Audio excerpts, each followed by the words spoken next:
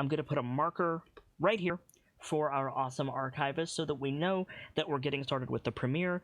I'm going to tab over to this screen, which, let's just take a moment to appreciate this overlay because it's incredible. Cheers for this overlay. And we're going to get started. And the way that I want to get started is I want to catch everybody up with where they've been at the end of A Little Adventure, and how we're going to bring those characters into Waterdeep Dragon Heist, into Waterdeep, quite literally. So with that in mind, let's talk out of character for a minute to the two characters who are no longer in Amber Ridge. Lawrence, where are you at the beginning of our tale? I am currently in Waterdeep itself. And you have been for 4 years, almost going on 5. And what do you do there? I work for a couple Ganassi at their shop. More on that Basically, in a moment. Mm-hmm. You're a guild apprentice, as I understand it.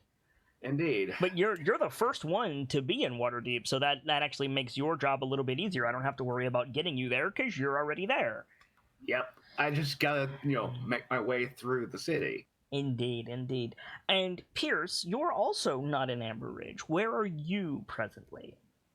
I am currently at school. Wizard school, to be exact. And you've been in wizard school for how long? About a year now. About a year now. And that's quite a distance away.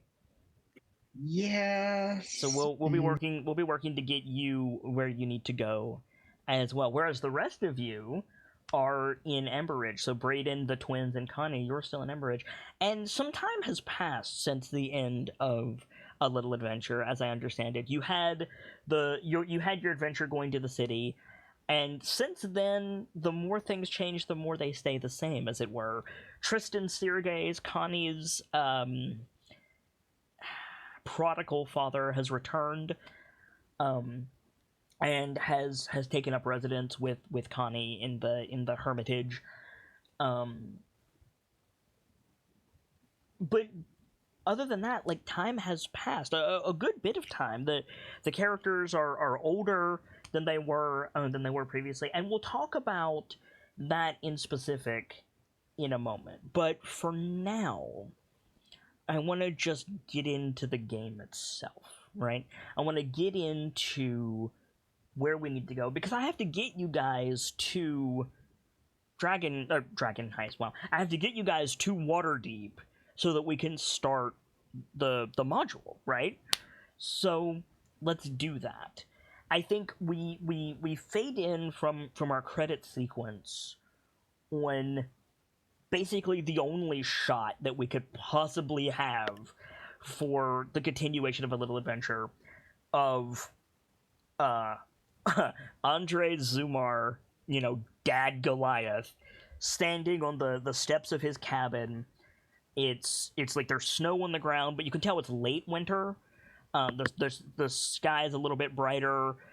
There's greenery under the frost. The lumber mill around him has grown. And he himself is obviously older. There's some gray in his beard. His skin is a little bit paler than it was the last time we saw him. He's got some wrinkles around his eyes. All of that good stuff. But basically Kratos at the end of God of War. And, he looks out into the setting sun, and we hear what we have heard so often in Amber Ridge.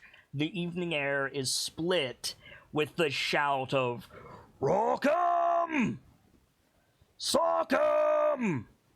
as he calls, his kids from wherever the fuck they are.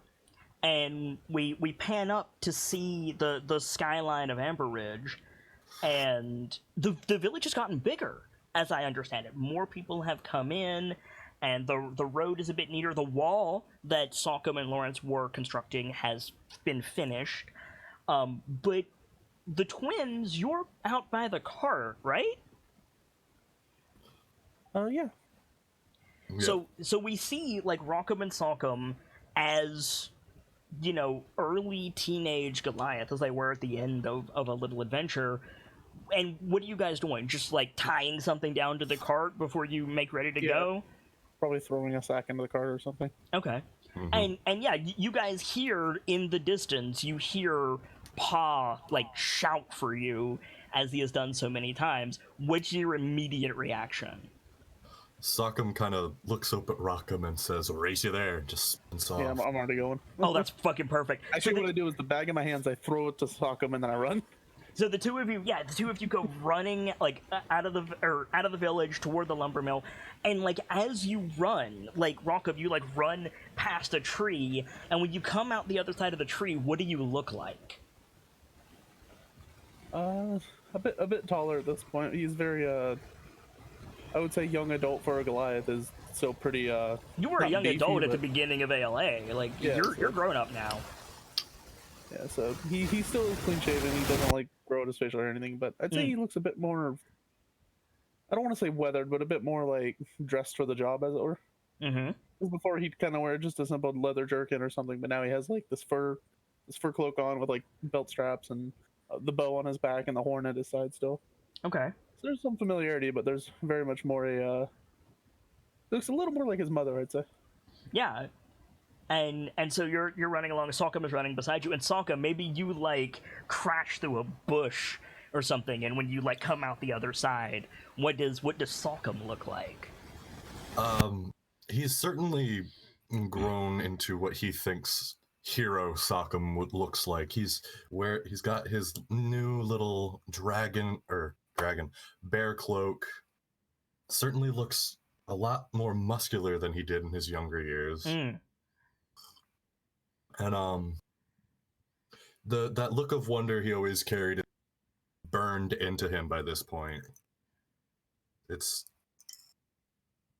reflected in almost- your markings. So like looking at your token on the overlay there, like Salcom has like markings around his eyes that make them look like they're permanently bigger. right. And he's running. As he's running, he's definitely grinning ear to ear. Mm-hmm. Wearing the same pants he's been wearing for years, just a lot more patched up. So the two of you are running through the forest up the trail. It doesn't take you long to get to the lumber mill, and we see a second cabin on the like behind the fence in the lumber mill. We see a second cabin has been constructed, and you guys run up to the main cabin where Andre is standing in the doorway, and he just like nods and like steps back into the cabin when you run up. He doesn't say anything at first. Follow him in, I suppose. Okay, yeah. So the two of you like step inside, and you immediately, I think you like smell her before you see her. Your mom, Ayla, is like in the corner by the door, like standing off to the side. Like so, you'd be facing Andre, and then to your right is Ayla.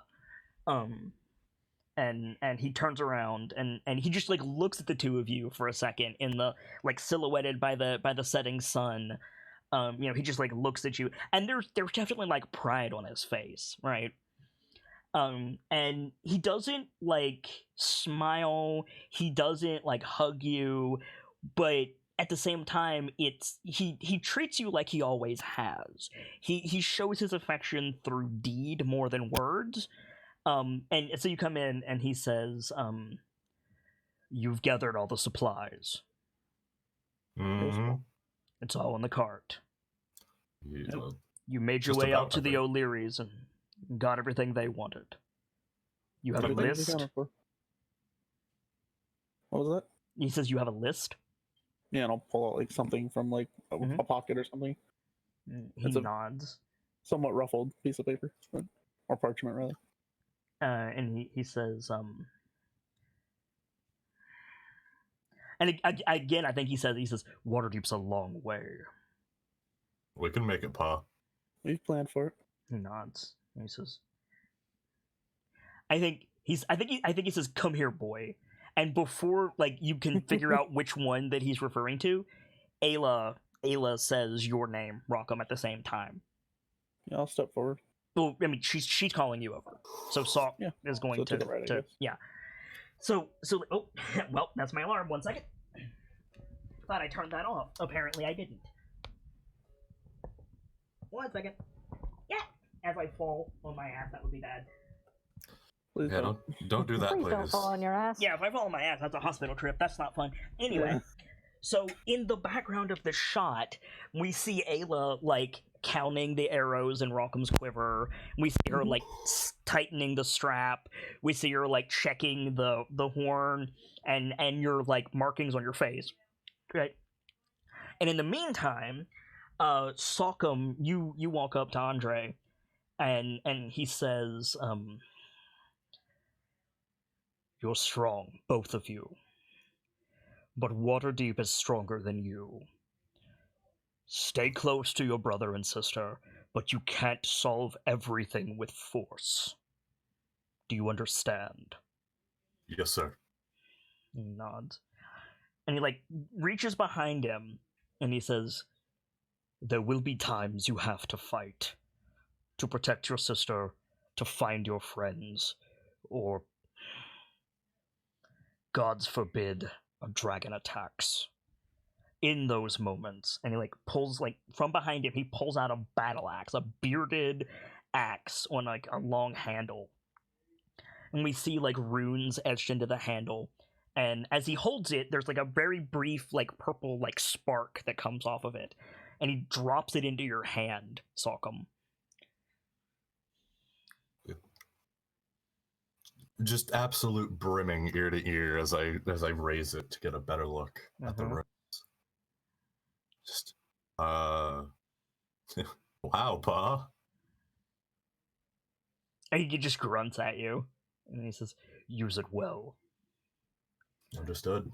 And then the camera pans over slightly, and we hear Ayla say to Rockham, she says, "You know the way?" I've memorized it. And she nods. And I think as she's stepping towards the door, and she says, "Show me." And yeah, I'll do just that. Yeah, you follow her. And we crossfade to a different building. It's much darker. There's a fire going in the hearth. The doors and windows are closed. It's not silhouetted by the setting sun the way the Goliath cabin was. And sitting at the table, we see, facing the camera, we see little Connie picking at like a bowl of stew or something. And sitting across from her, we see the back of an older woman, much bigger than Connie. She's got like gray hair that's like curled and matted behind her head. She's wearing like deep like furred shawls, and she's like quizzing Connie. We hear her say like, it doesn't make any sense to us, but she's saying like squirrel berries and gold leaf makes a tonic for a cough, right? And Connie, you're just like picking at the food. Do you look distracted? Are you engaged in the conversation? Are you eating like Goku? What do we see on Connie's face?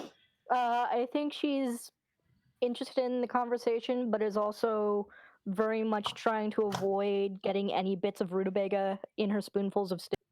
Okay, so you're like a little bit distracted by the stew, and the camera like slowly zooms past Grandma and zooms in on Connie eating, and Grandma's voice kind of fades a bit, kind of gets like warbled, like you can't really understand it anymore. And then we hear a man's voice say, "Is that right, Constance?" And we start, and the camera pulls back. It's older Connie. What does Connie look like now? She's a good bit taller for one thing. Mm-hmm. She carries herself a bit more confidently, and like you can see the big baggy red cloak she usually wears is just like hanging on a peg in the corner. Mm-hmm. She's definitely grown up. She's not like, well, she's still pretty clumsy, but she Just the way she carries herself seems a bit more sure, you know? Yeah. And sitting across from her, where your grandma was, is now another tiefling, a male tiefling. Looks older than Connie, but doesn't look nearly as old as the woman did. There's a hat sitting on the table in front of him with a feather on it. There's a candle directly in front of him, and he's like writing on a pad, and he looks stressed.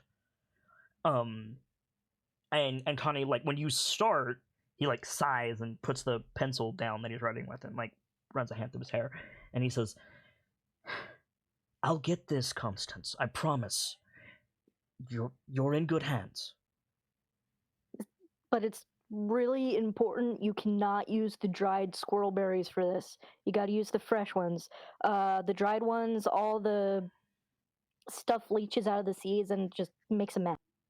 Fresh, you know, like, write something on the pad. Got it. Why can't I just use healing word?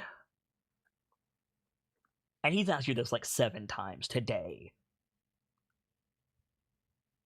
Because then they're gonna have a big hole there, and you don't want a hole there. Right.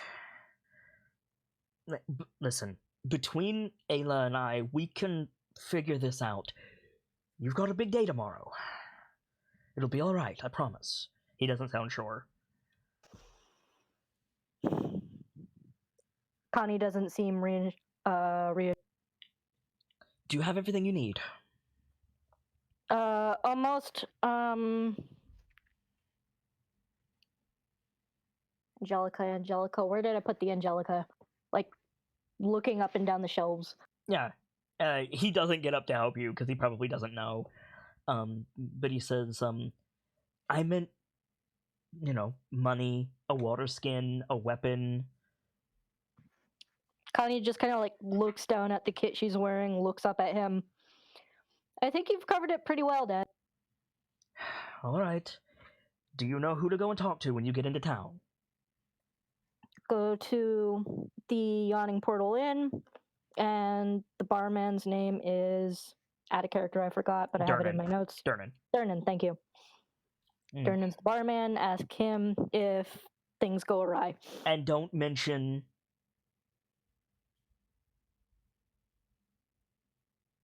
Like, he's waiting for you to finish the sentence. Just kind of like gestures in his general direction. And he gives a big sigh of relief. He says, "Precisely. And you're leaving at first light?" That's the plan. All right. Stay close to your brothers, Constance. I mean it. Oh, I plan to. And if... I know we talked about it, but I'm not going to be upset if you don't want to come back. I know. Just let me know where to find you. Of course. He nods. Same goes for you. And she like kind of like gestures, not quite accusingly, but like with emphasis.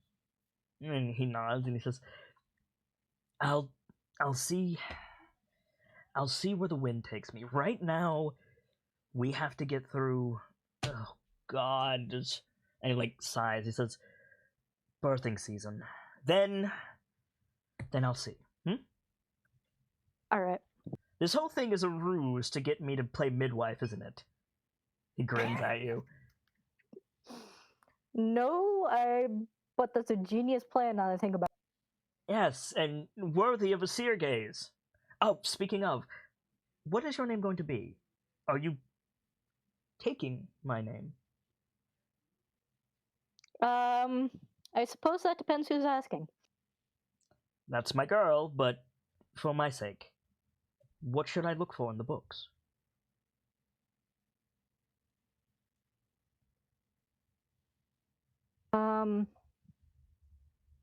I think you'll be looking for Connie Gadlin. He nods. Or Averil, depending. He smirks at you. She just grins. Your little, cantrip is, meeting you in Waterdeep, yes? That's the plan. He nods. Assuming he doesn't get teleported into, like, the middle of nowhere. I could go and check on him if you like. Oh, no, wait. I don't know No, where Tula is. That's quite all right. Thank you, though. And he nods. At any rate, try to get some rest. I promise the village is in good hands, at least for a season.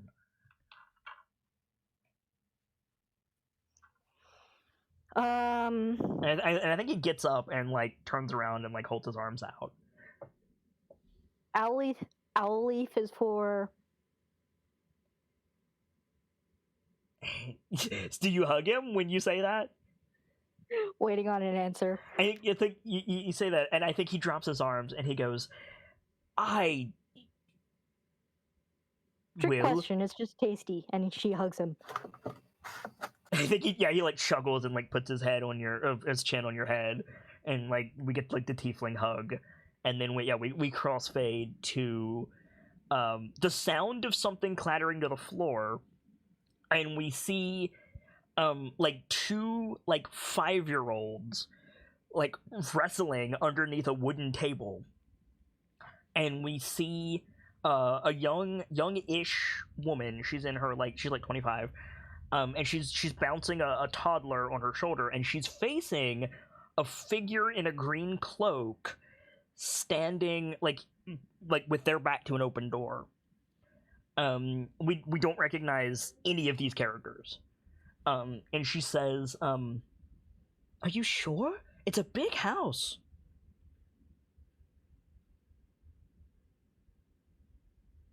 Brayden. I know. It's alright, don't worry about it. I'd be happy for you to take it while I'm away. And she nods, and she like looks back, and she says, "We'll keep it clean, at the least. I have the money. Are you sure you don't want any?" No, honestly, I don't want anything in return. Okay. What does Brayden look like these days? Oh, for being a half-orc, he's a wee bit shorter than what you would expect. Okay. He's got a thick head of jet black hair, and he's got his usual green cloak on. Okay. And like the scene that we want to see is Brayden is like giving his mom's house, complete with cellar and additions that he's made since then, to this family that we've never seen before. Mm-hmm. Okay. And you have everything you want. Like there's a stark like separation from this scene compared to the other two that we've seen, in that there's no like familial closeness. There's no like farewell here. This is just like here, like this Brayden doing a charitable thing. Yeah. Like, do we see him like look longingly towards like his mother's room, or is there just like there's no familial like closeness with Brayden at all here? Well, I suppose just before he leaves, he'd look around one last time, put a hand on like the door frame, and like give a loud sigh. It's like it's almost like he doesn't want to go, but right, he's going anyway. But like compared to the others, like Brayden has the least tying him to the Amber Ridge. Mm-hmm. So like, is Brayden excited for the adventure? Aye, he's excited. Okay. The sigh like turns into a smile. And the reason that I had like the first thing you do is hand over the house is because I figure Brayden is going to want to take a walk about Amber Ridge in the middle of the night before he leaves. That sounds like something Brayden would do. Yeah. Is there anything in particular you want to like go and see as Brayden is like exploring? Because the village is used to Brayden like being a ghoul. Like not to make it morbid, but like you practice your stealth here, which means you fail your stealth here, which means everybody in the village knows that Brayden likes to sneak around and do night watch. Yep. So like, is there anything in particular you want to like show Brayden doing on your last night in Amber Ridge? as the frost hangs in the air. Well, Braden being Braden, I think the first thing I would do is like check on the cart they were going to take to Ward. Make sure everything's like situated. Yeah, you find a cart without a horse tied to it, out like along the front fence of the words are hard, but they're in my brain. Out inside the front fence of the lumber mill. But yeah, you can see like a bunch of stuff is piled on the back of it, tied down. Like you're taking a lot of stuff to Waterdeep for some reason.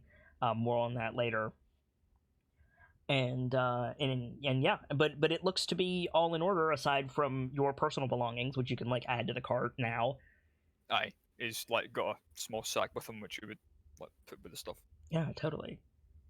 And then yeah, like we get the slow pan around the village with Braden. Maybe we see like the like ghosts of like Sockham being chased through the center of town by his mother, and we see like maybe it's not all good, right? Maybe we see like Tristan and Andre like in ghost form, like looking at your door, and your mom being like edged out of the village, so to say.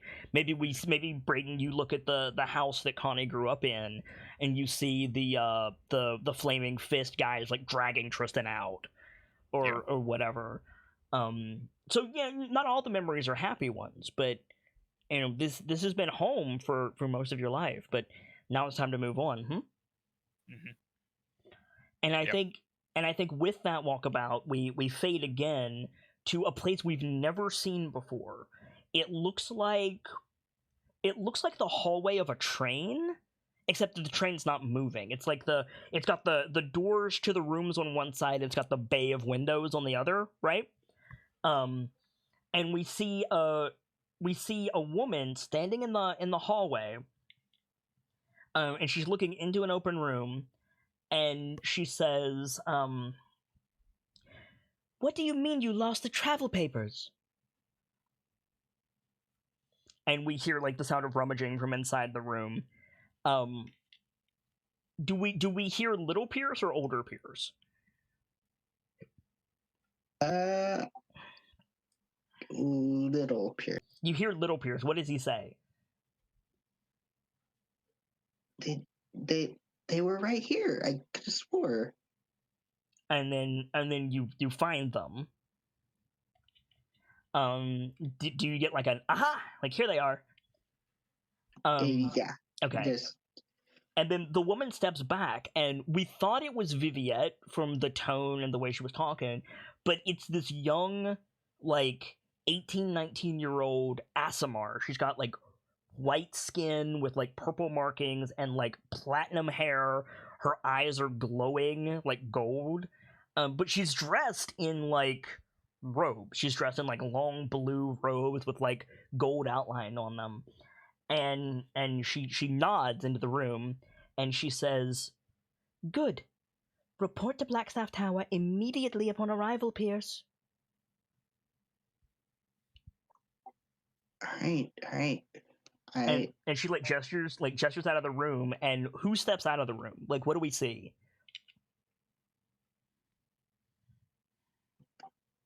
Hang on, I'm confused. What does Older Pierce look like? Oh, his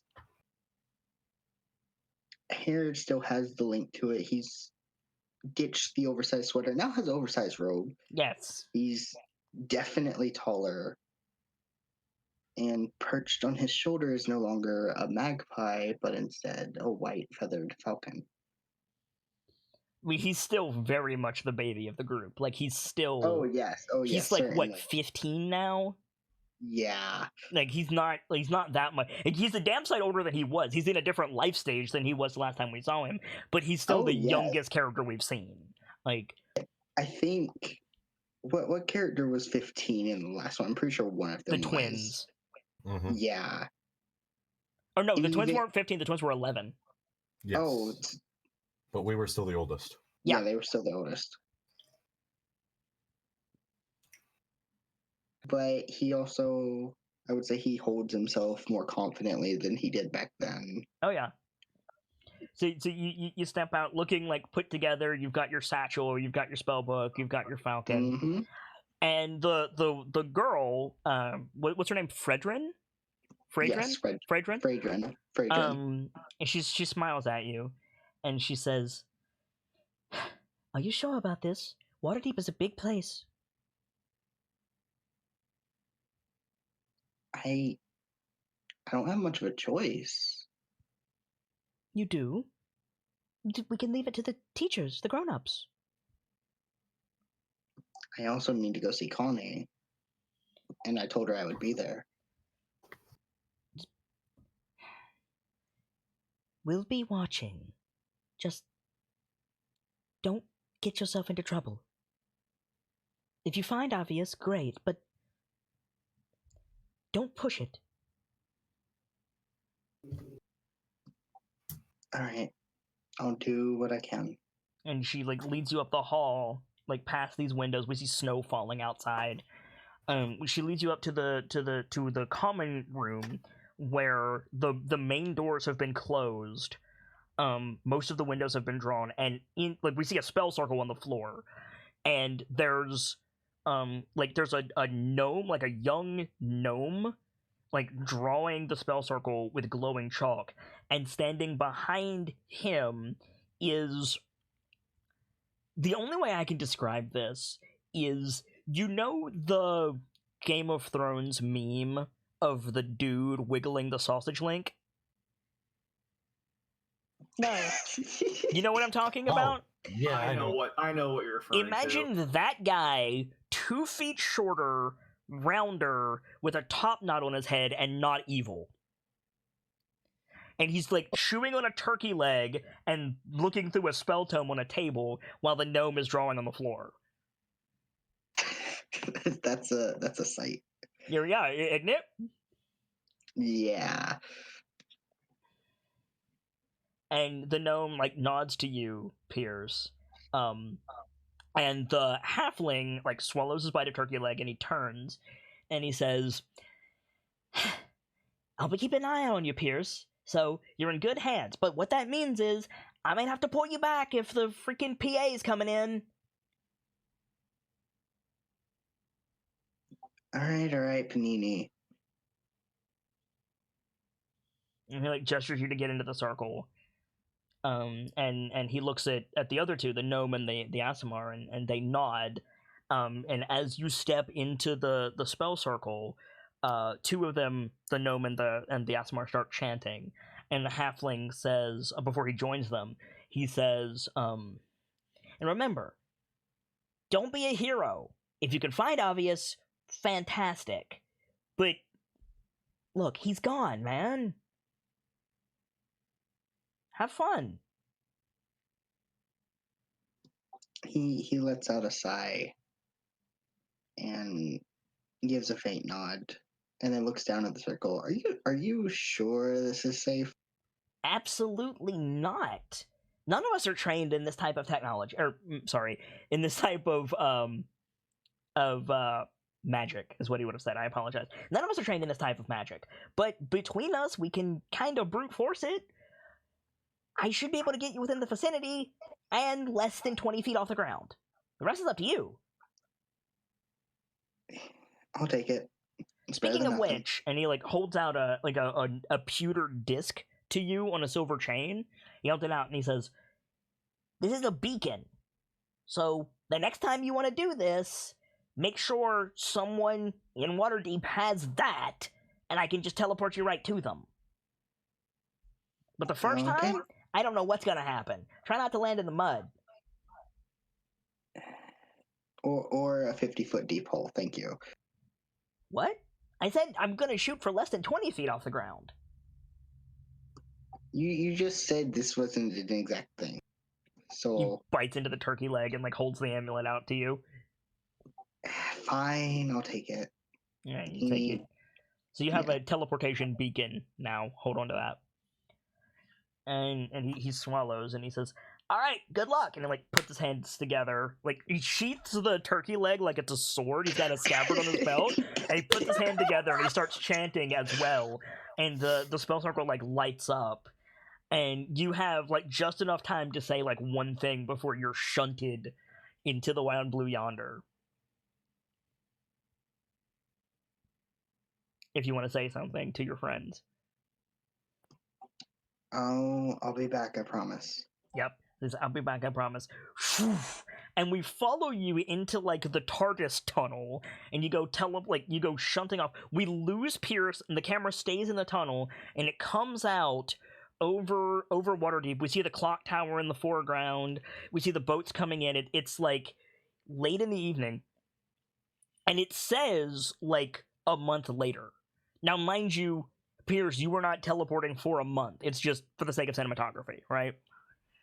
It says a month later, and we see like spring decorations hung up on all the alleyways and clotheslines. There's like paper lanterns. It's some rich noble's birthday, so there's fireworks going off. It's not like a citywide holiday. Excuse me. And it had rained earlier in the day, so it's like muggy, early spring muggy. And we come down over the city of Waterdeep on a cul-de-sac off the main road, with a bunch of shops in it, and we go to one called the what was it called? Shit. It was called the, where is it?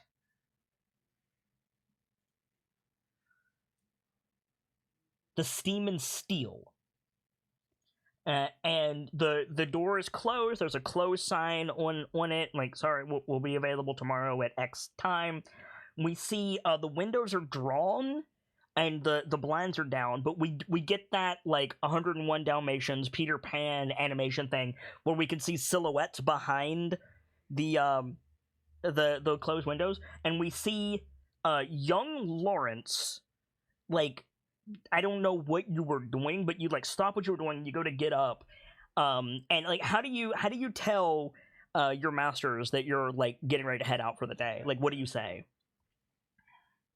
It's mostly just, I've got other things I need to take care of today, and I hope if you need me, let me know tomorrow. Yeah. So you just like, I'm knocking off for the day. And in the other window, we see a silhouette of like a bigger figure, humanoid figure, and he points at you and he says, Lawrence, my dear boy, before you go, you're heading off to the portal again, I believe, looking for those friends of yours. I have a delivery for Durnan. Would you mind? No, I'd be happy to take it. And he like gestures, and we see like little Lawrence like pick up a crate, and he says, "Oh, you finished the armor for Sir Samuel's, right? And the bellows need mending." And we see another figure come in behind him and like lay his hand on the first figure's shoulder, as the first guy is just like listing off tasks. And he's like, "You fixed the bellows, and did you refill the furnace before you left?" And the second figure says, Embrick, did you make certain that the cat didn't get into the forge again? Did Embrick? And he like stops and he turns, like the silhouette turns, and he says, "Yes, the rising tide that lifts the ships of my heart's desire." And the second figure says, "Let the boy go. His friends are waiting. He's had a difficult day, and I'm sure he's excited to see them. He's done his tasks. Let him go." And the first figure turns again, and he says, of course, how rude of me. Go, and have a good time. But bring your friends by, Embrick. Once they've rested and had a tour of the city, of course, you'll be expected back in a few days to perform your tasks. And Embrick, we would love to meet your friends, Lawrence. So do bring them by, and who knows, maybe we'll have some treats to offer them. And the figure behind the first figure chuckles, and he says, that's what this is about. You just want my baklava. And the first figure turns, he says, of course I do, but this is an entirely different thing. And Lawrence, you're like chuckling and you like leave, and the door opens, and instead of the silhouette of little Lawrence, we see grown-up Lawrence. And what does Lawrence look like? Lawrence has, the scars of his craft have taken their toll. He's got cuts here. He's got burns there. The burn from way back when, hasn't gotten any better, and it's still noticeable, but now it's a mark of pride. It's something that he's carried with him, and he's still got his apron on. It's sooty, it's pockmarked, but he's definitely grown into a blacksmith's strength. He's wiry. And you're carrying this like relatively small crate. Like you could carry it like under your arm, whereas little Lawrence had to pick it up with both hands. Right, yeah. It's under an arm, it's on the shoulder. Yeah, totally. And now I can finally show you guys the group shot. So here is our new characters in all of their glory. So Lawrence, we stay with you as you make your way through the city of Waterdeep. It's nighttime. It's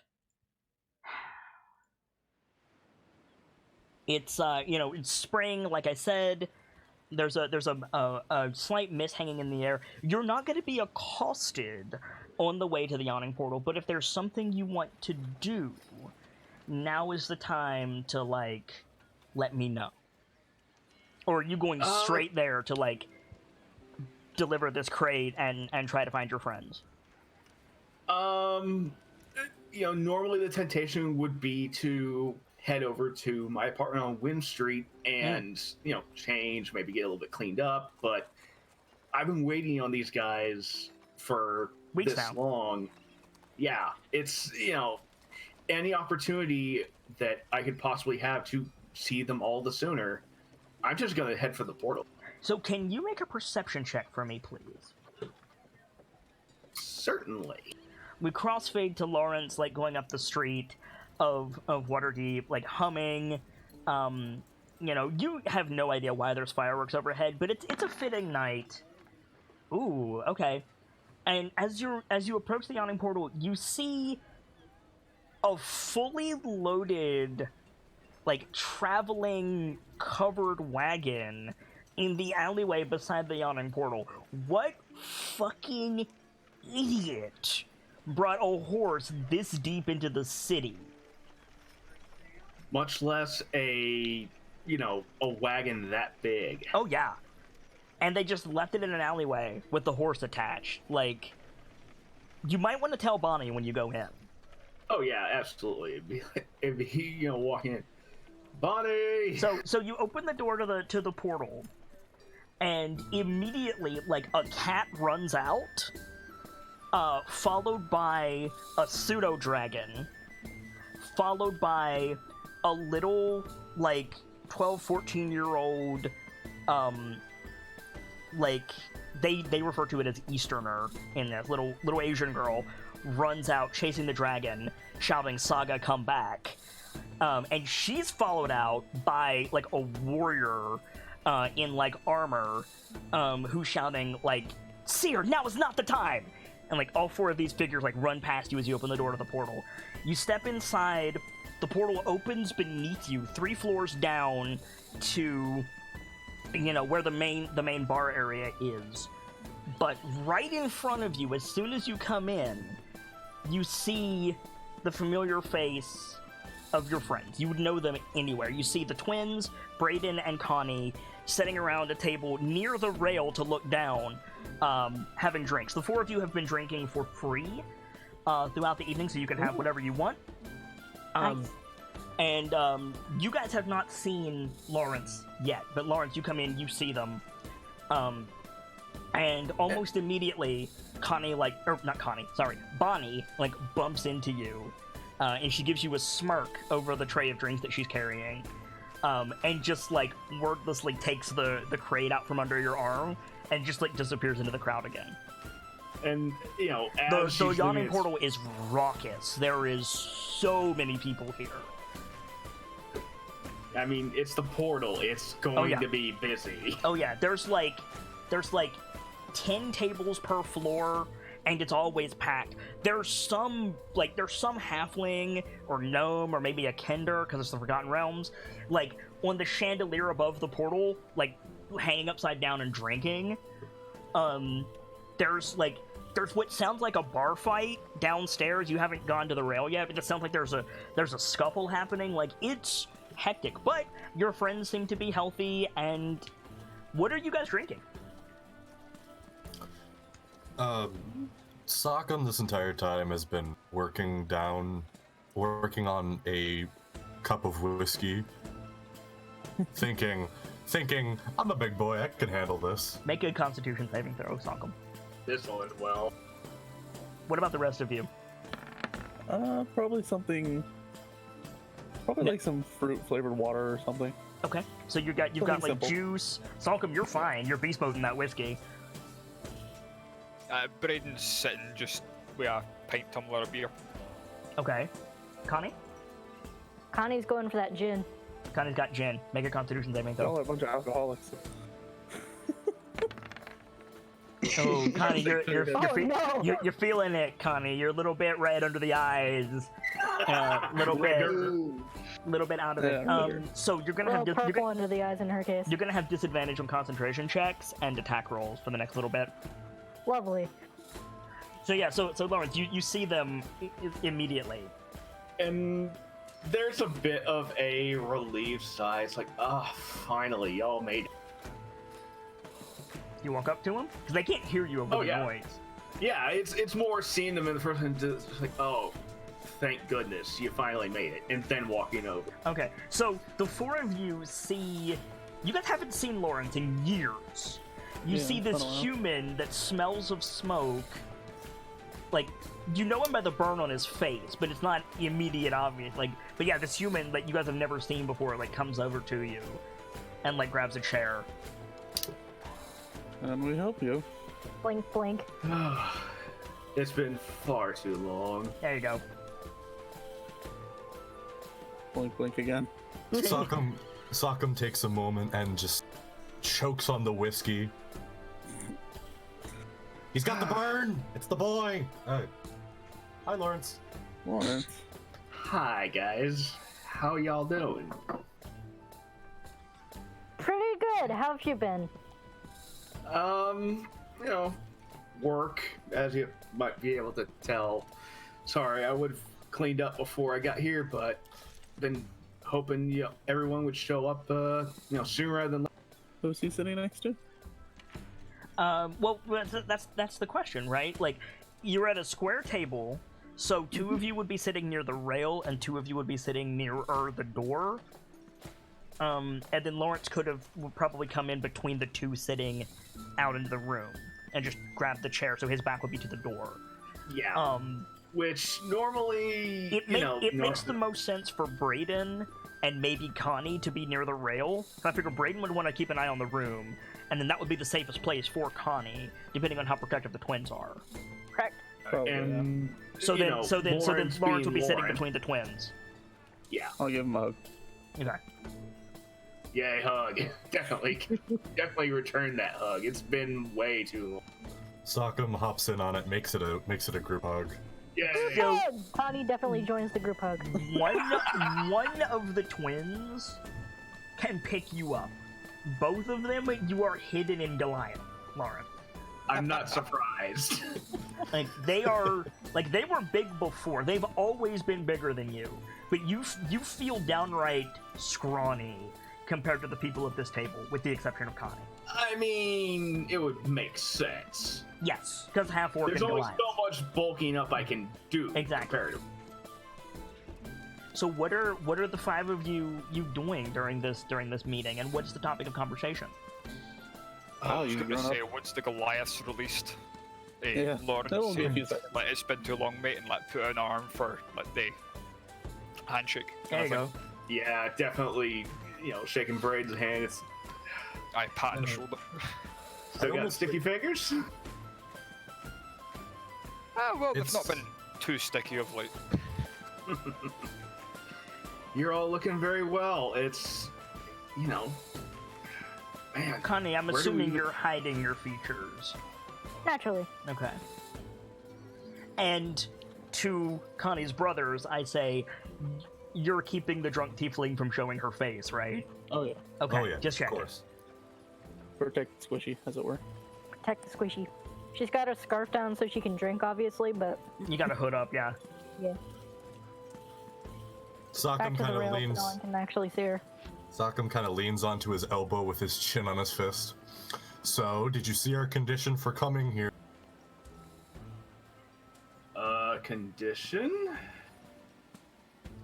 Oh, right. You should probably tell him about that. What condition? I hope you like copper teapots. And pans. So that was you with the wagon out there. Yeah, you'd be amazed how hard it is to find a place to put a wagon around That here. wagon is going to be gone by morning if you don't do something, Lawrence. Yeah, guys, you might want to find a way to stash everything. That will go missing in a matter of hours if we don't figure something out. What do you want to do? I mean, Lawrence just went straight all business. Like, no time to catch up until that gets hashed. Sockham has this look of, oh, that's new. Brayden, can you make a perception check while they're talking, please? Continue. What would you recommend? You're the local, as it were. Look, how much did you bring? Quite a lot. What did you bring? I pull out the list and hand it to him. All right. So, Lawrence, you're presented with a list of stuff from the village that you made. Oh boy. Yeah. Like How much so and so's did we bring? teapot. Did you see the size of the cart? But it's also like complete bullshit. Like so and so's front door or so and so's fence. Like it's like what the fuck.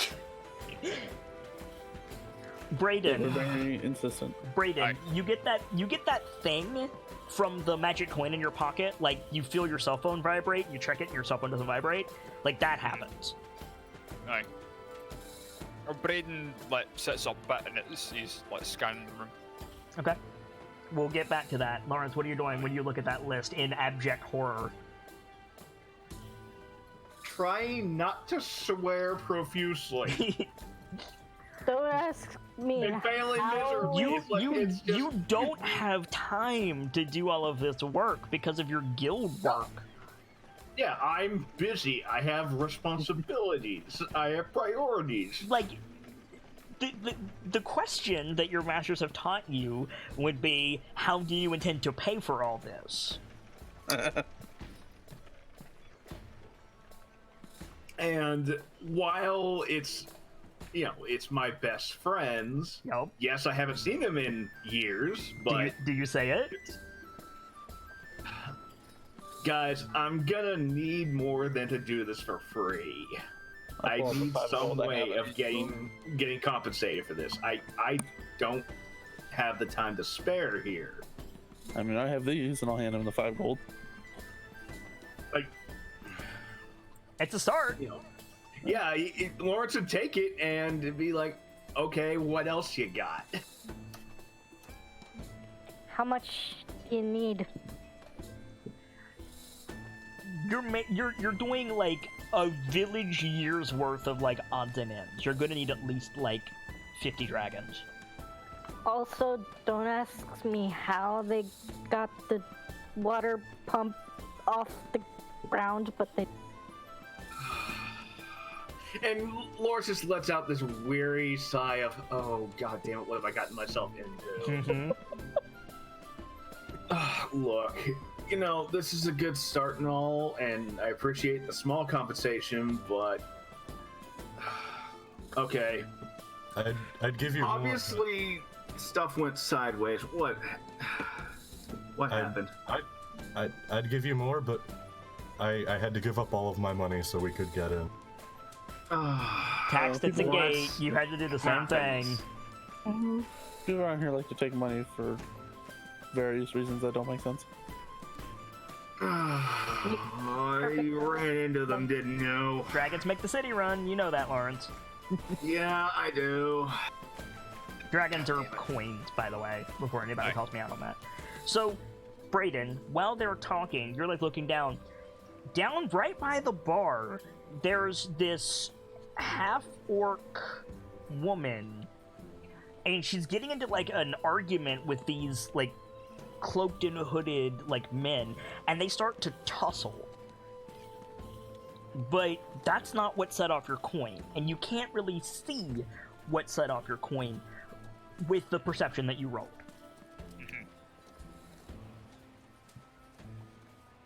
I mean, Lawrence would be looking over and just be like, who's winning? So, That's a normal thing. Lawrence, you look down and you see Dagra Stonefist fighting a bunch of Zen. One of those nights it is. Yup. Oh boy. Braden looks over at Right. Lawrence and goes, that's not a good sign then. No, it's But they're gonna 3 be- stories down, it's fine. They're 3 stories down for now. True. I was going to say 3 stories down, that was going to spread quickly. True. Yeah.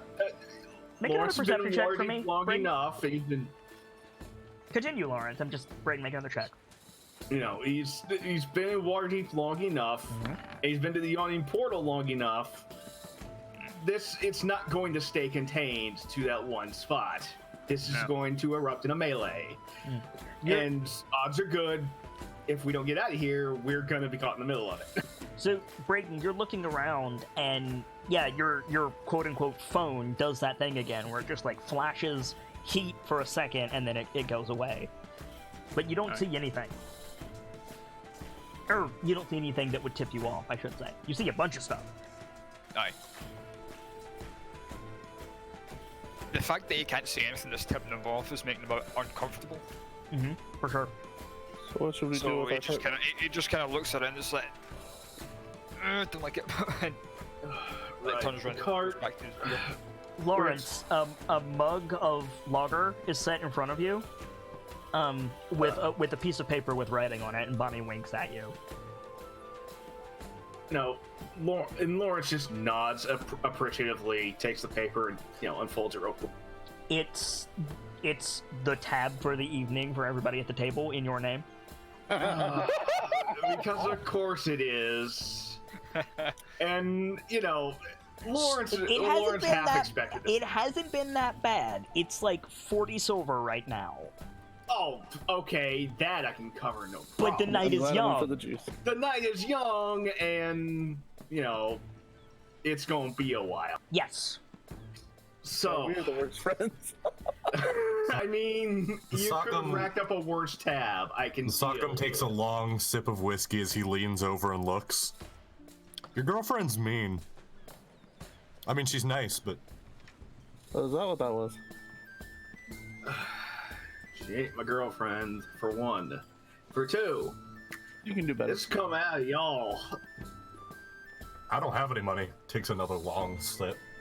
I hand him 9 silver. The repair job and selling the stuff at the market will go a good way towards doing so if, there's anything you want to get rid of before you head back. We have hides, but didn't that guy tell us we can't sell those? Yes, we need he the- said Yeah, you it's can't a sell permit. them. That You works. can't. Connie I just can't. looks at Brayden. Lucky you. I can take care of that for you. Braden looks at Connie and is like, what did I do? Connie, just you haven't shrugs. seen Pierce. And yeah, that's throwing me. It's like, wasn't Pierce supposed to be with you? What? Is he? Do you say that out loud? Yeah, just look around. It's like, wait, we're missing somebody. So, Pierce, make a dexterity save for me. No. Fuck. I mean, I warned you months ago the first roll I was gonna have you do would be a dexterity save. I warned you. I was hoping for the kitsune to forget. This You is have the fox. disadvantage on this. Come on. If it didn't take, roll it again. There it goes. Okay. Yes, perfect.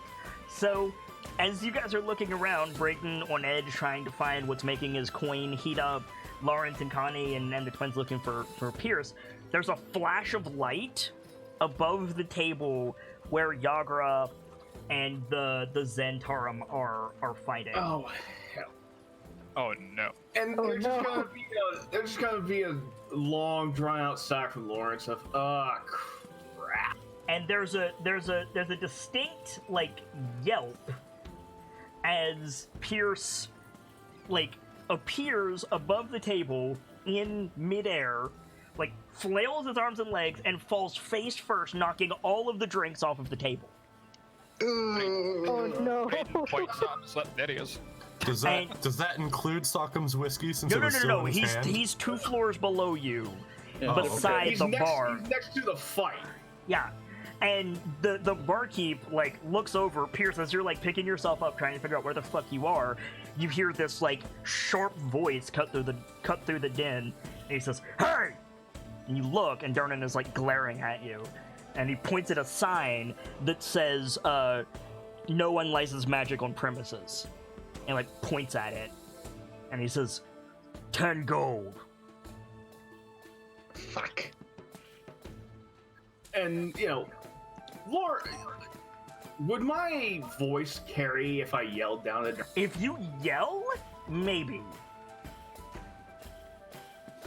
Do we need to go get in the Right, Lawrence is gonna get up and start making his way down. You're gonna start making your way down. Go ahead and put yourself on the board, Lawrence. Like, Yagra has, like, one of the bandits, like, by the scruff of his shirt with her fist drawn back, and everybody is, like, looking at Pierce like, what the fuck? He's trying to get off the table. Yeah, you climb down off the down table. Yeah, his Lawrence, you're room. coming down from that side. That's about where the stairs are. Aye. Braden's gonna let down the rest of his beer and get up and follow. Brayden I'm is, not moving unless Connie does. I don't Brayden want her is coming being like at the down. back. This is gonna it's gonna go bad real quick. Okay, Connie's going down too, I think. Connie's going I'm down, on so Connie's everybody's field. going down. So place yourselves on the board wherever you want to be, because one of the bandits says something unpleasant, and Yagra just throws him towards Pierce. I'm gonna need everybody to roll initiative, please. How do we do the token thing again? You just select drag the your- token just drag it and over. then you click initiative on your page. Yep. Select your token and then click initiative. But Something Franklin called- wanted to put his token on the board first. Just drag it, Something called- drag Drag your it over. character sheet onto the map, Franklin. So I gotta do. Something called turn order just popped up and it won't let me. Yeah, do you have to select anything. your token and then click initiative. I can't. It's Okay, covering my wait. token. What button is the? What do you mean you thing? can't select your token? There we go. It was covering my token. How do you? Where's initiative? It should be at the top of What? your page. It's armor class initiative speed. Move it. Top of the Okay, page. there you go. So you guys are coming down the stairs as this fight's getting started. I have to grab a bunch of character sheets, so talk amongst yourselves for a minute, or try to call out to Pierce, etc. So What's this fight Braden about? will do let the whistle with his 2 fingers. You gonna whistle at him? Okay. Aye. Oh crap! I mean, Lord's just tearing down to try and head off the problem. Right. I'm keeping an eye on the He doesn't normally run like this, especially not with all So the tools. At this point, you're it's running down. You're like, oh shit. Yeah, it is. How This do is going to I- go bad really fast because Pierce is squishy. Okay. How do I set this in? It'll do it automatically if you select your token. I did. Also, he's trying to make sure Durnan doesn't throw Pierce out, or worse yet, through the portal. Aye. That's a good thing to do. Where is... Throw him down the portal and then charge him for going down there. Eh. Yeah, He right. would. He absolutely would. Where is the... Hang on, I'm trying to find the token for the bandits. And I'm not seeing it for some reason. I am perturbed that this isn't working. What isn't working, Gamzee? I did the thing like you said to do, and Clearly it's not... you didn't. Select your token, and then click Right. initiative. That's all you have to do. Don't select your character sheet. Select your token. On your character sheet, it's middle column, top thing, middle button. You have to click on the text that says initiative. Well, that was worse than the last one, but oh well. At least it went in through. At least it went through this time. Yes, it did. That's the captain. Where's the basic one? Sorry, hang on.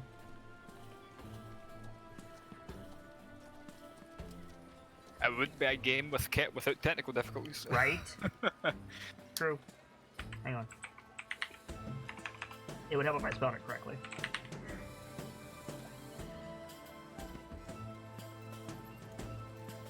Ah! Found it. Okay. There we go. So, bandits, roll initiative. There. He doesn't have initiative on his thing, apparently. Oh, wow. Okay. So, bandits will go on initiative of this. There we go. Jagra. Jagra's gonna go first. This will determine her. Why is it not marking their initiative? That's really annoying. Okay. Maybe I'm just not seeing it. Jagra will go one. I'm rolling really well for initiative, by the way. And nobody else will get involved just yet. So let me sort these. So the first thing that happens is Jagra picks up one of the bandit that she had a hold of, grappled already, and she's just gonna throw him into the table where Pierce is. So she hits him for that much. As he slams into the table, he gets thrown over here.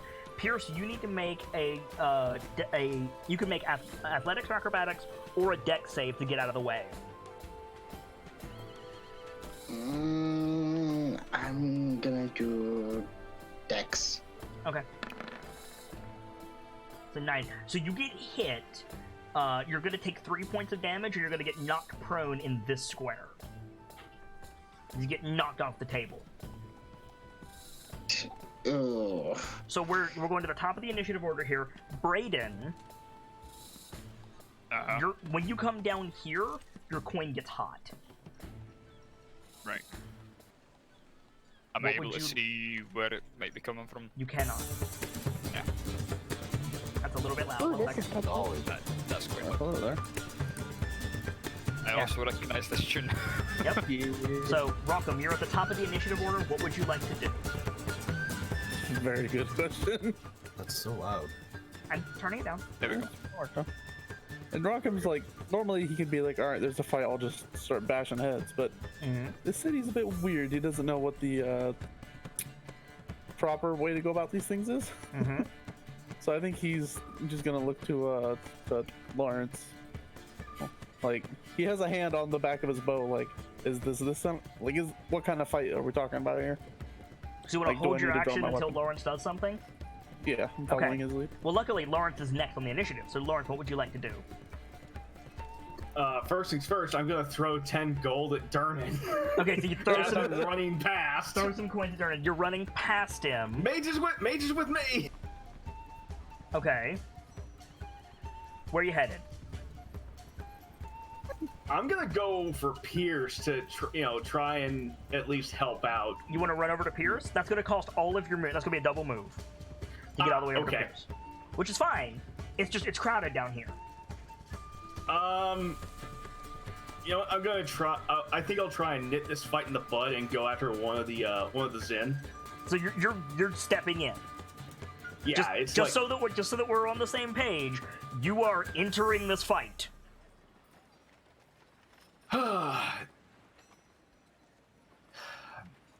Okay, you know what? I had to think about this. Hey, no, if you want to do it, feel free. I still want to. I think no. I'm gonna try and run past the melee and go for Pierce. Okay, so you're gonna double move over to Pierce. Okay, so Rockham, you saw him run past the fight to go check on Pierce. Okay, so then the fight's not important right now. Okay. So yeah, I'll start. If I can move, I'll start moving toward Pierce. Yeah, you get your full turn. You held your action. What do you want to do? Yeah, I'll move toward Pierce and. Let's see. It's not to scale. Oh, okay. Well, the other people that are on the or by the table, do they have weapons drawn? No, it looks like it's just a fist fight right now. Okay, then yeah, I'll keep my weapons put away and just keep going toward Pierce. Okay, you're gonna get over to Pierce as well. Alright, so the bandit's turn.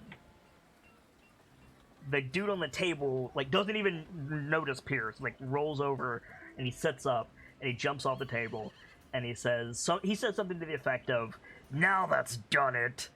And they all jump on Yagra. Yagra's gonna take 6 attacks from these guys. Rip. So... Good lord. Oh, fuck me. That okay. bad? That's first attack. Second I attack. get the feeling someone's getting a black eye. Wow. Third attack. Fourth attack. Oh boy. Fifth attack. Sixth attack. So 4 of the 6 of them just jump on Yagra and just start pummeling the absolute fuck out of her. She takes a total of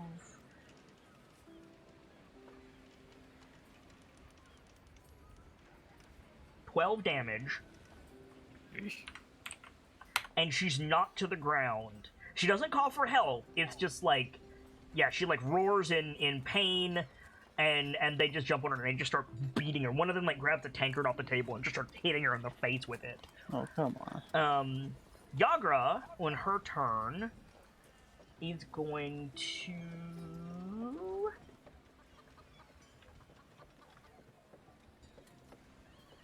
try to just lift them off of her. And she's gonna make a strength save, which, even with disadvantage, succeeds. So you see her like come up and like throw like 2 of these dudes off. She gets to her feet, and those near her see her like reach for like the billy club on her belt. Things are about to get bad. Yeah. Brayton, the coin in your pocket starts to hurt your leg.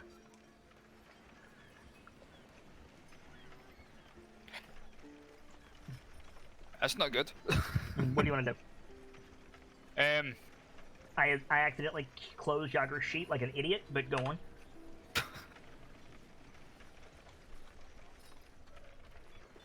I'll move over to Pierce, make sure he's alright after just getting smacked by a full body. I mean, no, he's not alright. He's hurt. Aye. So I help him to his feet. So you're also gonna double move over to Pierce. Mm. Okay. Are you trying to stay out of the fight?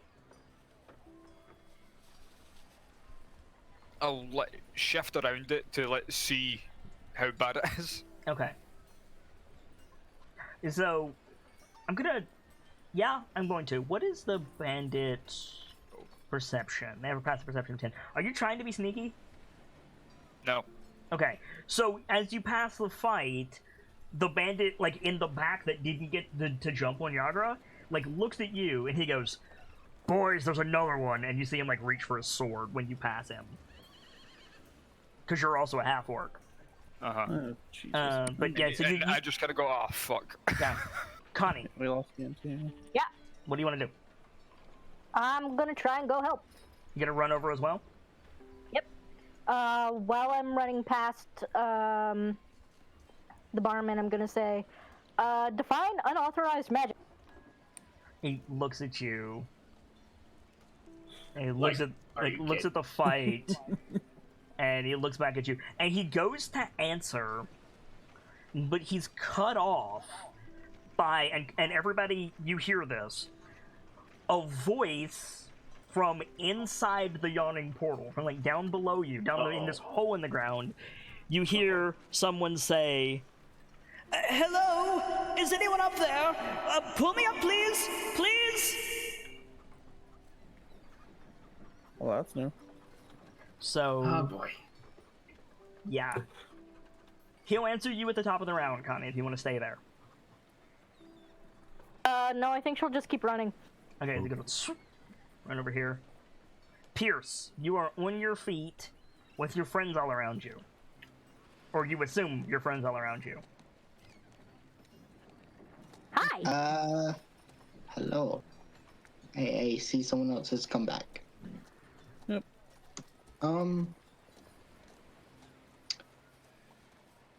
I think we need to get out of. Yeah, we need to go. Yeah, I suggest we do, because he just pulled the sword, and I don't think he likes me for some reason. Yeah, no, they tend to not. I'll make an opening then. Pierce, what are you doing?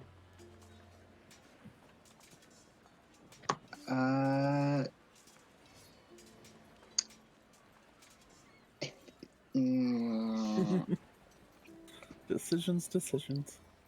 It's a tough decision. You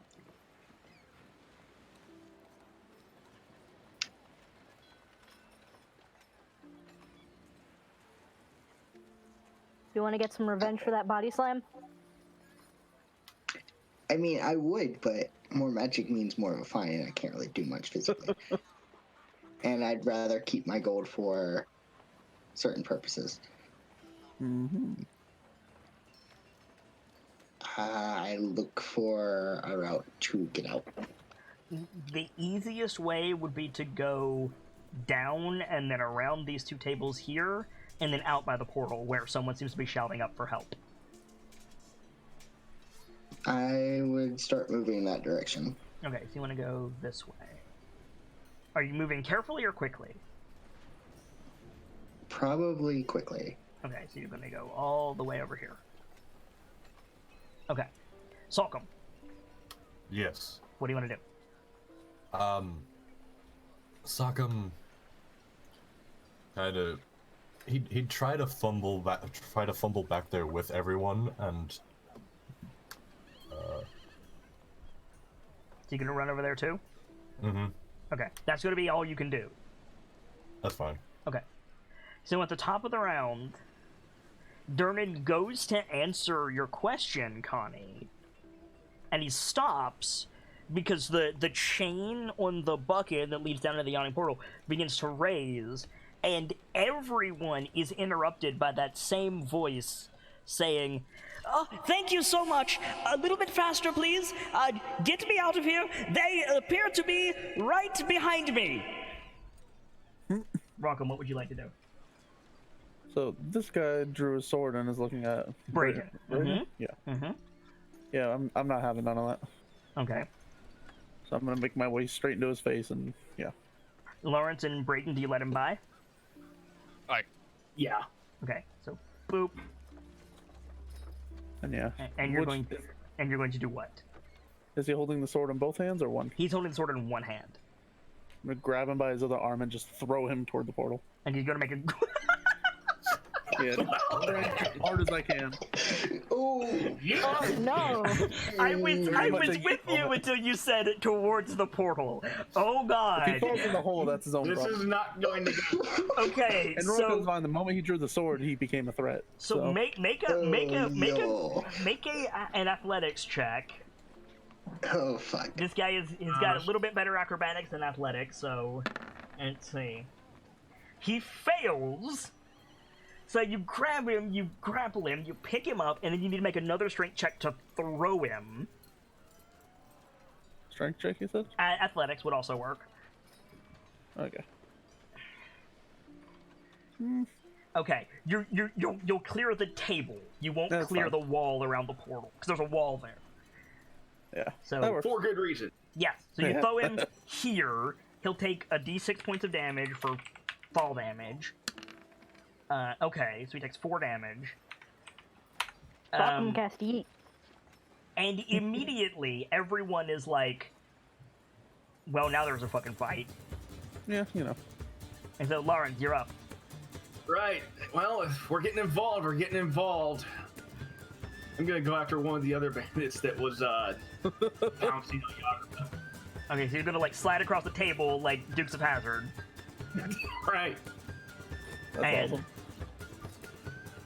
what's the play? Oh, I'm just. Oh, I don't want to throw any magic because having Durnan pissed off at me is like worse. Yeah, don't do that. So I'd be swinging with my hammer. You just gonna bring your hammer out and. Are you looking to kill him? Knock him away. Okay, so you're gonna do subdual damage. Okay. Swing, hammer. So make a hammer attack. Oh shoot. What's up? I don't think I ever actually put my hammer in. Heck, you know what? I'm just gonna pull a short sword instead. Okay. So, you know, I'm at least gonna hopefully get him to back off. Yeah. Roll it and see. In the meantime, I just glanced over at chat. I'm new to Waterdeep. Yeet. That's so good. 15 hits. Go ahead and roll damage. Nice.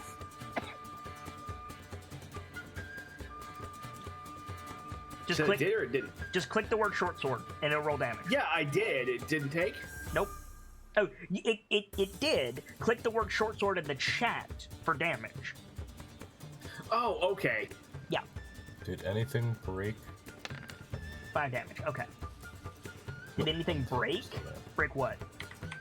My computer decided to fart and register a backspace on a page that I had closed on the tab I had Roll20 open, and it booted me out. Seems to be okay right now. So Okay. I was just The concerned. bandit's turn.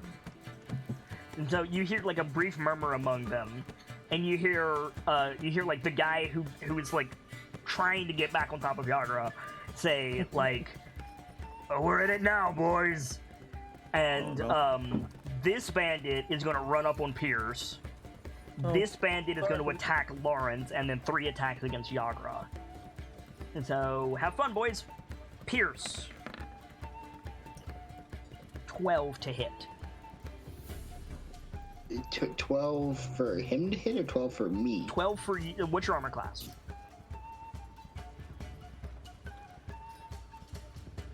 What's your AC? Give me just a moment. Okay. In the meantime, Lawrence, Sorry, Ferris. 19 to hit. Does 19 hit? Does 19 hit you? It's What's your against armor my class? armor class, correct? What's your my armor class? Is 13. So yeah, so 19 very much hits you. Yeah. So you take 5 points of slashing damage, as the bandit that you just hit slices you across the arm. And then 3 attacks on Yagra. 1, 2, 3. Yagra's AC is what? Oof. All 3 of those hit. So that's another 3 points of damage. Because they don't have their weapons out yet. Yeah. Okay.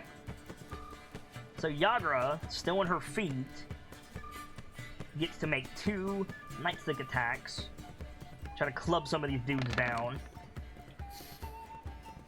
16 will hit. Follow-up attack also will hit. So she just drops this guy. Flop. Just pops him twice in the head. He goes down. And she like looks at the other 2 that haven't been touched yet. Brayden, it is your turn.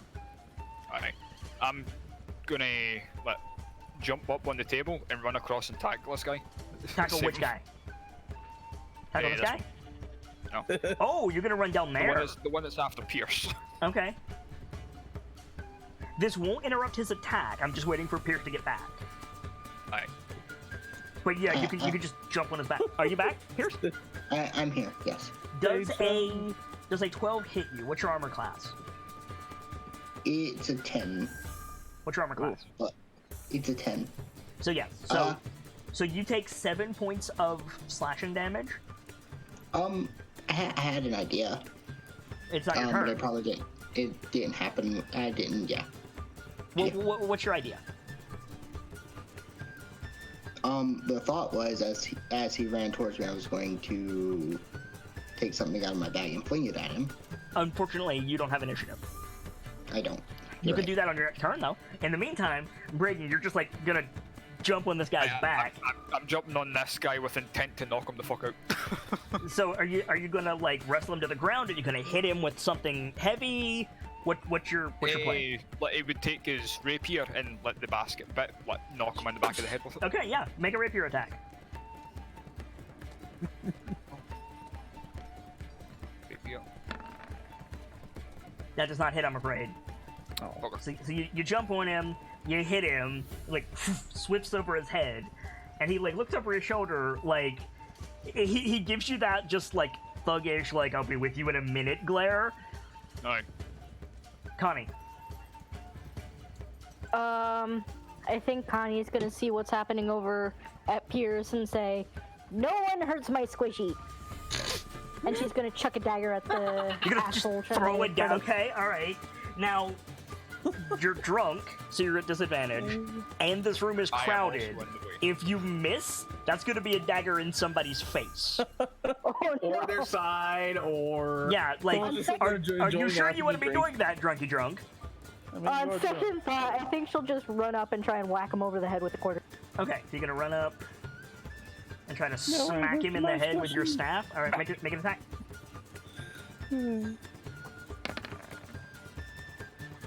That does not hit. So I think what happens is like Brayden like goes to hit him in the back of the head, knocks him forward. Connie, you swing with the quarterstaff, and it goes between Brayden and the dude, and Brayden has to like throw his weight back really quick. Oh no. Looks at Connie like the fuck. Pierce.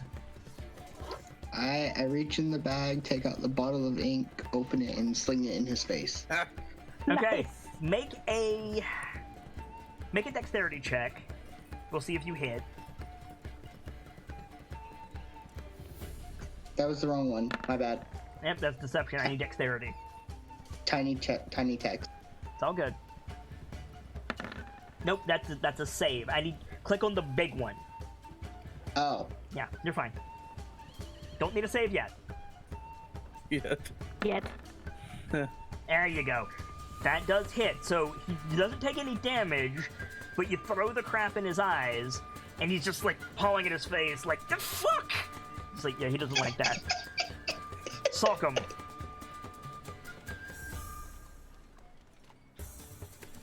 Sock him, what do you want to do? Sorry. Kind of try to back up Lawrence and Rock. Okay. Just by walking up and grabbing guys and trying to force them to the ground. So you're gonna go over here and try to grab this guy? Just try to force them to the ground. Make more an than athletics anything. check. Oh shoot, I gotta reopen my thing.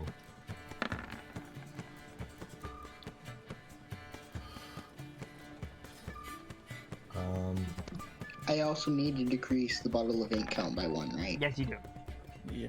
Okay, so that's successful. So you grab this dude, and you push him to the ground. You knock him down, and you're like bent over, and you're like trying to pin him to the ground. Okay. At the top of the round, this entire time, that voice in the well has been like, get me out of here, like, they're coming. And he, like, that's, like, been distracting people from the fight. People, like, looking over to see who the fuck is coming out of the yawning portal. And you guys see this fellow in the bucket in the middle of the well. Lawrence, can you make a history check for me, please? Sure, Wumbo. What kind of dummy would fall in the well? Pierce, you can also make this check. Nobody No one else said can. anything about falling. Fair. Okay, you both recognize this as the famous author and explorer Volothem Gedar. Bless you. Oh shit. And he's like sitting in the bucket, and he's like trying to get out of the bucket, and people are like Yagra, again, has this dude in, like, a headlock, holding him down. The dude in front of Lawrence is, like, stopped with his scimitar behind him, looking at Volo like, what the hell?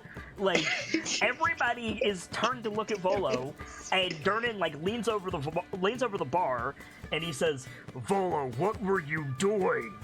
Why did you go down there? And Volo was, like, scrambling out of the bucket. He jumps, like, straight over towards the bar, like, scrambles on the wall, pulls himself up, and he just looks behind him, and he shouts, troll, at the top of his lungs. Oh, shit. And Shit. as soon as he does, the camera pans back, Oh, no. and these two, like, massive arms come out of the portal, grab the wall, and haul itself up at the same time. 4, 8, 12, 16 legs appear over the rim of the portal. And What these the heck are those things? giant spiders began hauling themselves out of Undermountain. I've got to add some stuff to the initiative order. Oh, that's So, good. so what I'm understanding is magic is no longer off the table. That's up to Durnan. Yeah, that's up to Durnan. If you want to ask him on your turn, you can. Just screaming magic. Yes, no, maybe. Anybody who wants to can make a perception check. Sure. Perception. Why not? Oh, dang it.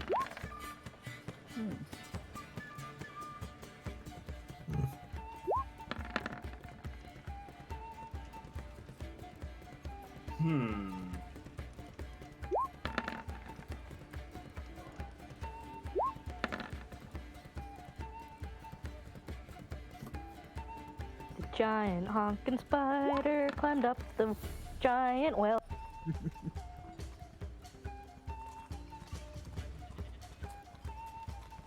Oh, got a troll, this little scene has gone to hell. So let me mark some stuff off really quick. So the troll got that. And wow, these guys rolled really shit. Good. No, I'm glad I rolled Good. well. To our favor. Oh no, I'm sorry. I missed looked at this. Most of them rolled really shit. The troll rolled really well. Ah, heck. Sorry, my bad. Oh no, this is gonna be bad. So let's see. Let me check your perceptions. Rockham, you see this. Brayden, you see this. Lawrence, you see this. On the spiders' backs, there are riders. Oh no.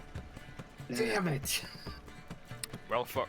There are many bugbears either riding on the spiders or being carried up in netting as they begin to just pour out of the yawning portal. Out came the riders to bring out all the pain. Can you tell me why we came to this portal again? Damn it, that's good.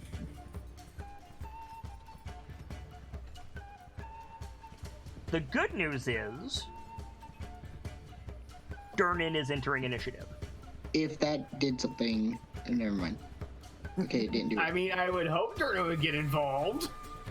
Oh yeah. Good lord, that's a lot of bugbears. Oh yeah. Yeah. Thankfully, we're away from most of them. I gotta. Well, Yeah, that's don't not say where that that's not where they're staying. I'm moving them up. Aye. Sudden flashbacks to my Warhammer games. That is a lot of creatures. Fuck. Oh, those are dangerously close to us. Yes, Yes, they are. they are. Yeah. And then Durnan is entering initiative. Smack the bandit, turn him towards the monsters. And then boot. Oh, he didn't roll very well. Whoops. He did not get 103. I typoed. I was gonna say. Okay. I was gonna say, that would be one hell. Top of the round, Rockham. Oh boy. So these things just come flooding out of the well. Oh yeah, Volo runs behind the bar. Yeah, he's hiding because it's Volo. Like, cultures can be what cultures can be, but this looks like this fight just turned into survival. From my perspective, at least. Okay. So I think seeing that, he's gonna forget about the dudes too, like that were next to him, and say, "Sock him, follow me," and pull out his bow and knock an arrow. Okay, so you're gonna say, yeah, so you pull out your bow. What are you shooting?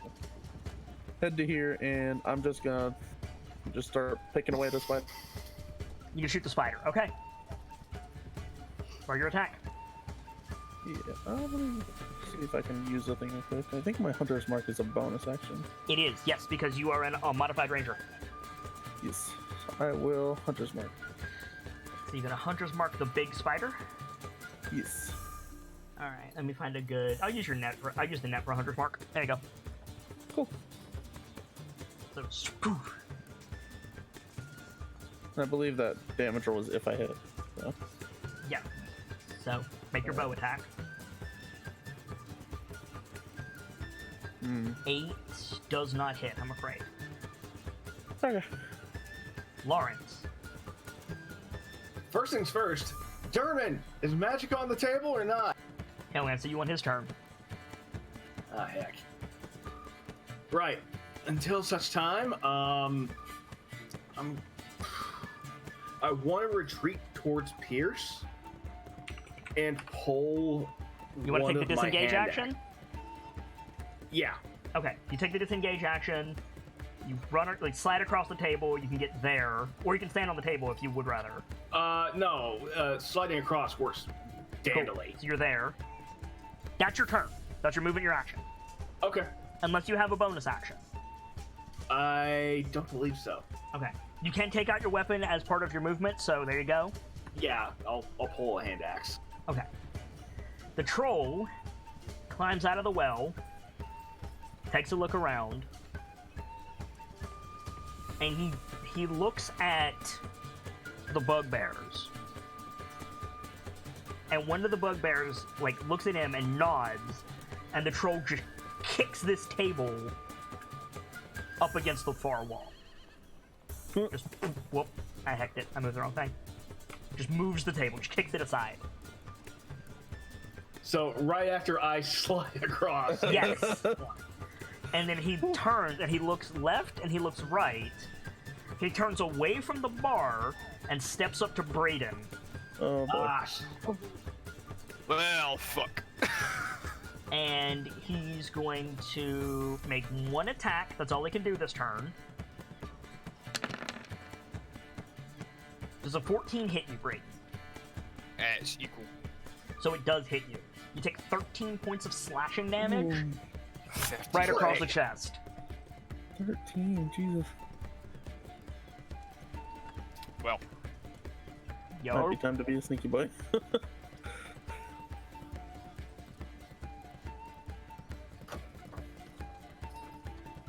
Right. The bandit's turn. 2 attacks on Yagra. No, 1 attack on Yagra because Salkham's got the other one pinned down.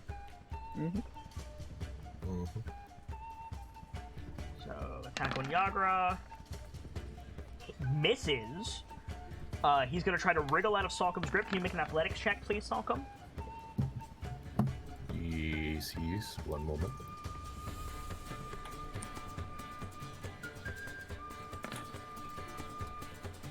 He gets free. So the dude you're holding gets up, but he can't act this turn. And then the dude on your right is going to swing his scimitar at you, Salkham. Oh boy. Alright, so it's a 17 to hit. What's your armor class? 15. So he hits you. For 6 points of damage. You're not raging, so it's not halved yet. Okay.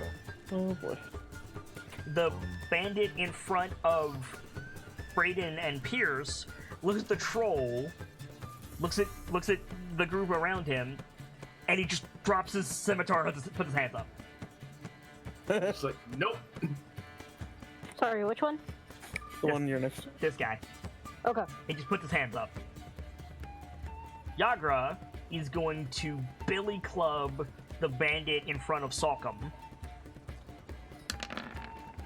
Just blackjack Oh his ass. God! Did she kill him? Yes. Well, Blackjacks him in the That's back what of they the head. His eyes roll back and he falls to the ground. Brayden, it is your turn. There is the single biggest monster you've ever seen directly in your face. And I'm very much hurt. So after getting hit off of that and the sheer amount of pain that I'm in, I'm going to use a bonus action to disengage. Okay. So you disengage. Where are you going? Anywhere but here? Not anywhere but here, but I'm gonna like shift out of the way. Okay. Back here. Aye. Use an action. What, stealth? Yeah, you use your bonus action on your movement, so you have an action. Aye. What do you want to do with it? What can I do?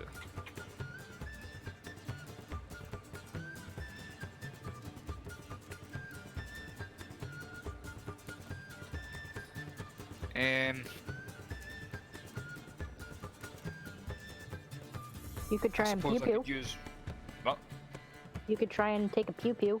You have a. I was going to say I could use my hand crossbow. Yeah, to shoot totally. the troll. Okay, shoot it. It's not currently engaged that... in melee, so you won't get your sneak attack, but you can still shoot it. Okay.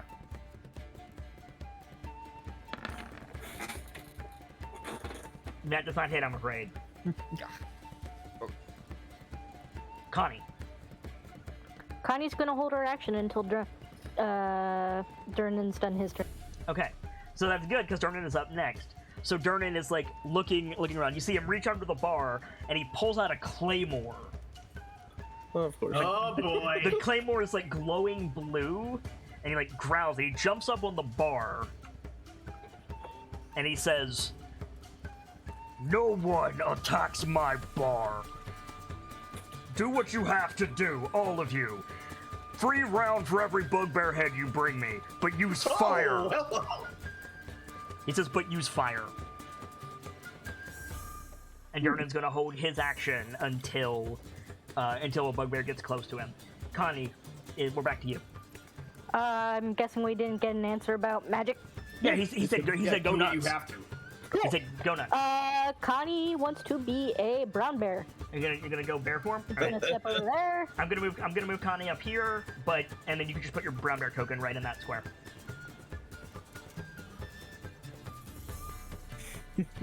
That guy next to you was having a day. Oh yeah. Oh, it's large. So Lawrence, you actually gets pushed back. I'm okay with this. And then yeah, there's a brown bear where Connie used to be. You were standing right there, Connie. It has to be in the same square. Oh, no, I mean I wanted to move and then change. You wanted to move and then do it. I see. I'm sorry. Okay, so you're in the troll's face of the brown bear. Yes, and I would like to take a chomp. Brrr, do it. Multi-attack. Get in there, Constance.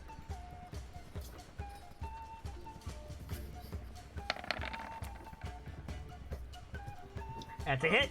Roll damage. Oh yeah. Hey, Kip. Are You we? can see that on the Yeah, it's fine. Yeah. It's just combat for the animals. It's fine. Oh, okay. It's like, wait, what the hell? Oh, whoops. Yeah, sorry. Forgot to Make your second attack, set Connie. that. Second attack. That'll hit. It's the wrong button.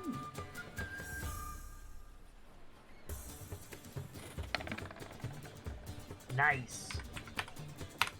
Okay. So Connie took a big chunk out of it. Connie, you taste troll's blood. It's gross. I feel this is worth noting. I can see Connie's rolls. Yes, we just said that. Yeah. Oh. Yeah. Oops. Okay. You can see Connie's animal rolls because she doesn't have them set to hidden rolls, but that's okay. Okay. Pierce. Yeah, I'm gonna go through and fix that.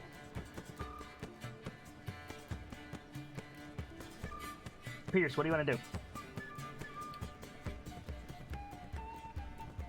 Nightfall. Okay.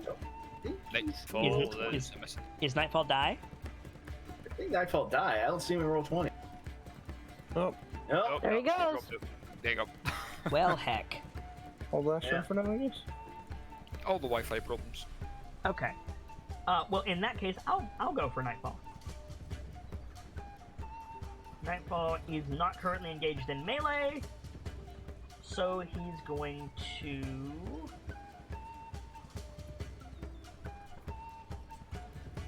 He's back. Nightfall? Nightfall, are you back? Do you read? Test 1, 2. Uh-oh. If Still you sorry. can hear us, put something in roll 20. Well, he's not in roll 20. Yeah. I can hear. I was able to hear you all, but I couldn't say anything, and my roll 20 crashed. Well, welcome back. It's your turn. Okay. I'm waiting for roll 20 load, but what I want to do is I want to cast grease underneath all of the bugbears on the other side of the portal. The bugbears are on the portal side of, or they're on the bar side of the wall. They won't fall down the pit if you do that. Like, you can still do it, but they won't fall down the pit. No, I still want to do it because Okay. grease is flammable. But you can't do it on all of them. Who do you want to do it on? Give me a moment. Here's the spell book. Grease. Here we go. So we can put I this see template where Nightfall's head is at, though, and I Yep. very much enjoy it. there. You can basically get 2 of them. Yeah, give me just a moment. Yeah. Yeah, I'm just still letting loading. you know. We're just letting you know. Yeah, I'll pick my spot in just a moment. But it's still loading. I put the grease template beside the troll, so all you got to do is move it where you want it. Okay, thank you. Is that all you want to do? Can I do more? You can move. I still can't see where my token is, so give me just a moment. You're currently the first thing a pair of bugbears is going to run at. Let me put it that way. Then Would you like I'm to move gonna- into cover? I'm going to move probably, yeah, into cover. Okay, we'll move you into cover. So all you got to do is move the grease when you spawn it. Okay, thank you. Sock 'em, you're up. Okay. I want to do a bardic inspiration. Okay. Who do you want to inspire? Now that's just a Well- bonus action, so you could do that and something else. Normally, a bard uses bardic inspiration at the end of their turn. Oh, okay. But I can't do that if I rage. You can, because it's not a spell. Oh, right. I keep forgetting that fact. Okay. And then, first off, I'm definitely pulling But what you can't. But here's the caveat to that. If you rage and bardic inspiration, that's all you can do that turn. Oh, okay. Because they're both bonus actions, so you would have to use your action to do one of them. Okay. Then I just want to... Then I want to... You could do that. You could rage and then bardically inspire someone and move, and that could be your turn. And that would be a solid turn. Right. I think that's what I'll do. Okay. So you want to rage? Is Sockham's version of giving inspiration just JoJo posing? Don't give him that idea. Yeah, no. Bad Gracie. So Sockam, you're raging. Actually, I have a better one for that. Nightfall seems to be back in roll 20. There we go. So what? It's still doing a load. Okay. So who But do you I want? think I'm gonna do the 2 closest to us. Okay. Who do you want to inspire? Now, that's the question, ain't it? I want to inspire Rockham. You want to inspire Rockham. So that's a D4 currently? I want to say it's D6.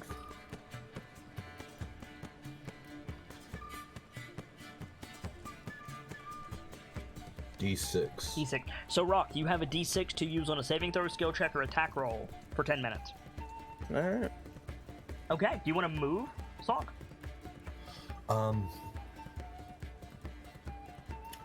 I'd actually like to fling a javelin at one of the spiders. You can get an action. Yeah. Oh. All you can do with the rest of this turn is move. Then It's inspired and then you rage. Yep. So. okay. I probably will move just to try and make some distance between me and the bandits. If you move, 2 bandits are going to swing at you. Yeah. Ooh. Yeah, no moving. Okay. So you're sorted. Nightfall, the greased bugbears have to make a dexterity saving throw, right? Yes, Sorry? they do have to make a save or they fall prone. Okay. Is it dex? I'm assuming it's dex. I think he said Dex, yeah. Okay. It's dex, yeah. I don't even know what your save is, but they both failed, so... So, Nice. So they are prone on the ground. Boop. Boop. In a puddle of grease. Nice. Okay. The spider's turn. They climb out of the well. Oh, hi. And start, causing trouble. But they're not going to attack this turn. The bugbears... These 2 pick themselves up, but they're still in the grease.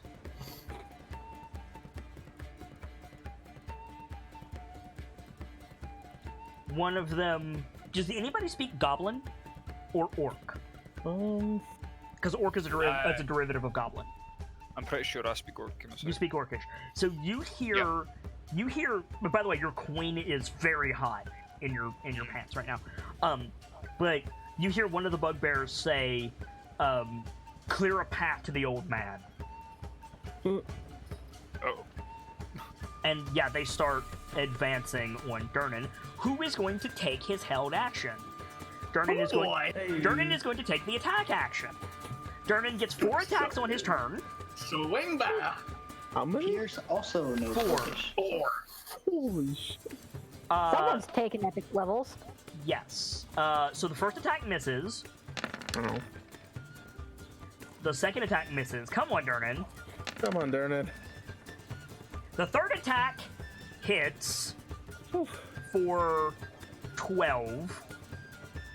That's grandpa.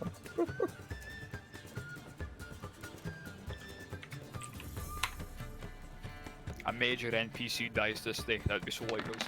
And the fourth attack kills the bugbear. Nice.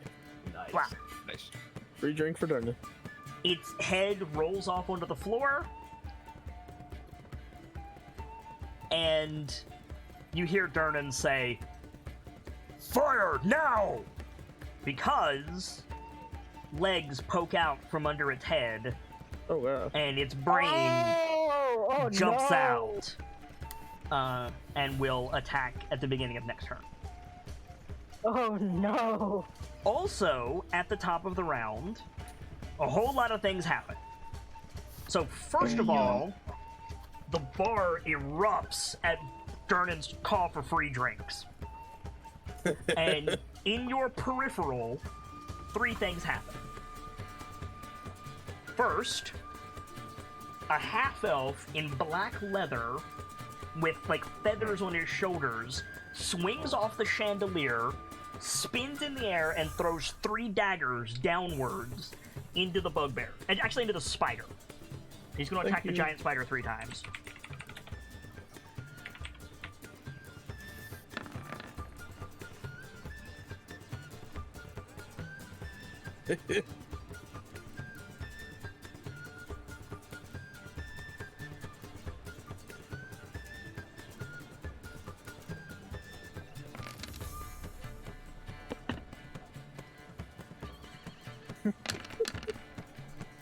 Holy shit!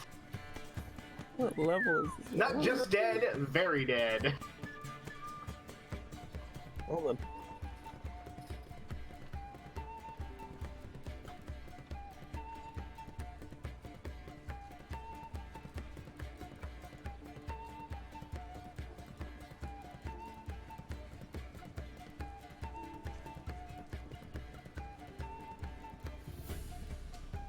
Nice. Wow.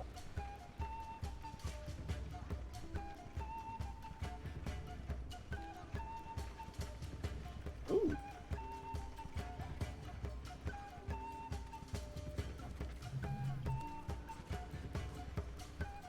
Oh, shit.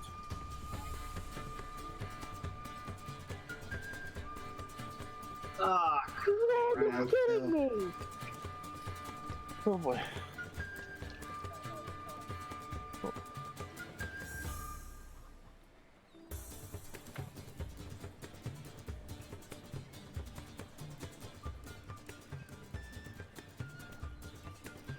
Xanathar, why? I know. Also, something spoilers. oh, yeah. Did it have a negative initiative? Jeez. Ooh. Well, my current spider is dead, so I'll switch to the next one. 'Cause I'm not too worried about getting the free drinks for the heads. I need to deal with the big guys first. So I'm gonna bonus action move my hunter's mark to this spider. 'Cause, yeah. And I will give it a shot. Don't forget about the inspiration. True. I don't think I'll need it for this one.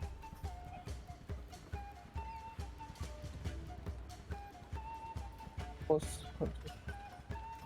Sneak attack. I mean that doesn't it? Oh, okay. Yeah.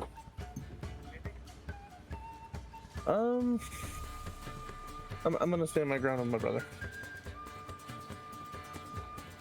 I know, but I want to be nearby in case those bandits be buggy with something.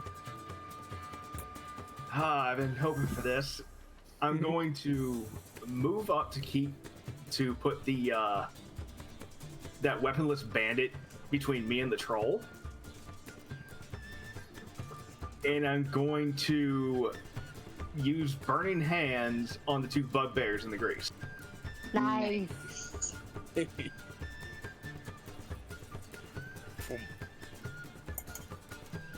Oh.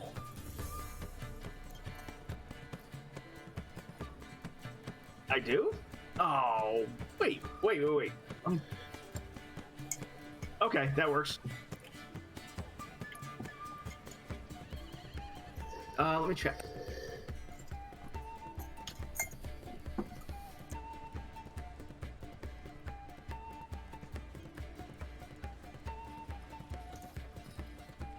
Yes, dexterity saving throw.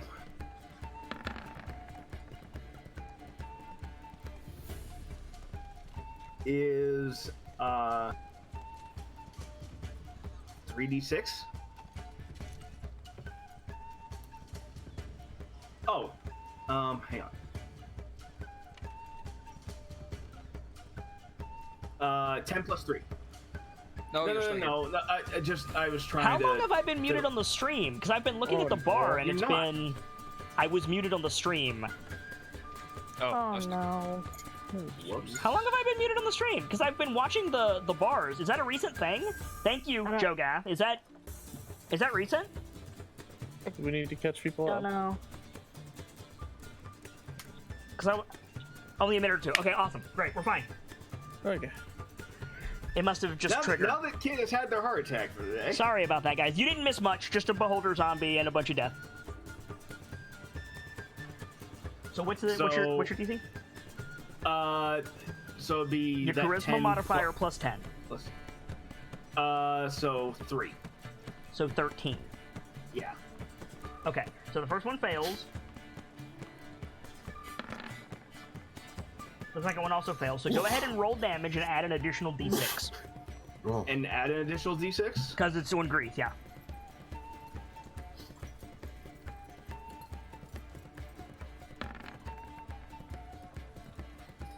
Is it an attack?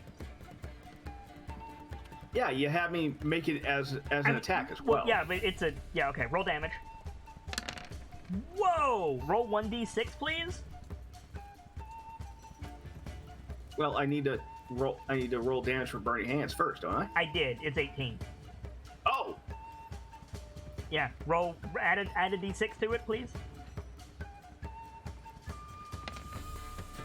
So 20 points of burning damage. Go ahead and remove your template. Thank you. Minus 20 to both of them, because you hit really hard with that spell. And this grease is now on fire. Now, this fire will spread... how do I remove it? Just backspace. This fire is going to spread, so you're going to want to deal with that sooner rather than later. But for right now, if they stay in that, they're going to take damage. Is that your turn? And I'm going to... You can move. That's the other thing you can do. Probably withdraw toward... Can I take another action? No. Unless it's a bonus action. No. In that case, I think that's it. Okay. So you're not going to move? I thought that would be a bonus action. Moving is different. You can move, you can't take another action. Oh, okay. In that case, I'm going to withdraw between the two tables down... Down this way? Yeah. Okay. You're off the board a little bit, but I'll move it to you when it's your turn again. The troll's turn, first thing it's going to do is it's going to regenerate. It's going to regenerate 10 hit points. And then it's going to attack Connie. Naturally. Have fun, Connie. Oh, wait. What's up? Can you roll a d20 for me, Connie? Oh. Oh, no.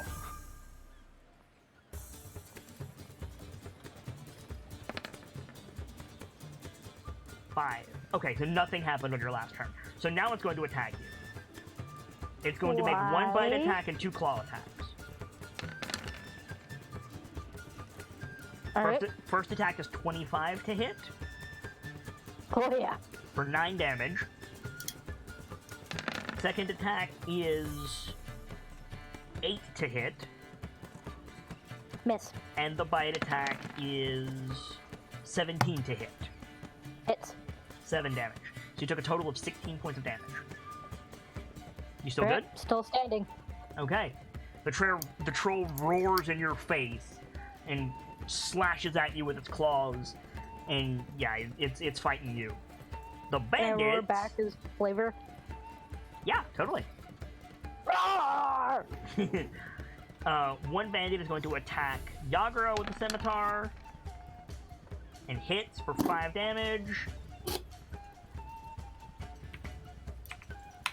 The other one is going to attack Sockham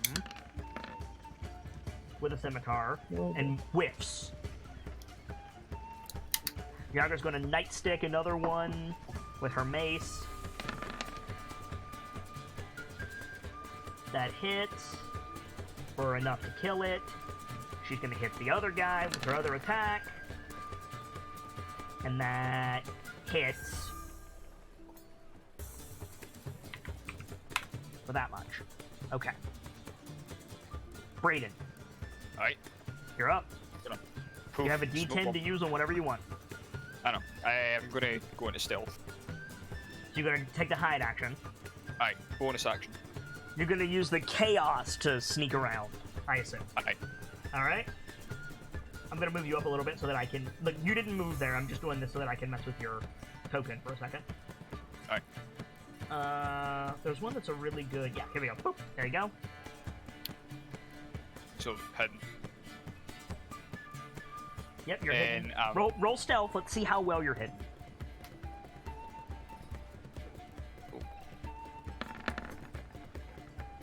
Okay, you're that well hidden. Okay.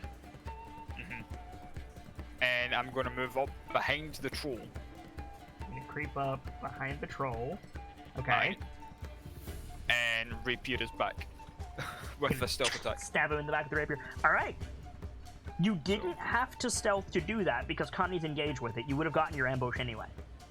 Aye, but it was more to get past the spider. Fair enough.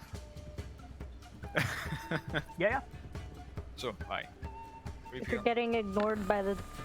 Wait, never mind. Ooh, that's not a good roll. That doesn't get to its hide, unfortunately. Can I put the D10 of that? Yes, you can. Right. Roll a d10.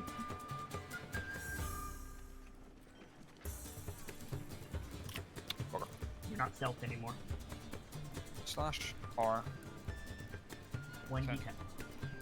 Yeah. That will hit. Go ahead and roll damage. Nice. Plus sneak attack damage. Alright, rapier. You didn't have to do that. Just click rapier again. Like on the chat, click the word rapier. Oh, right.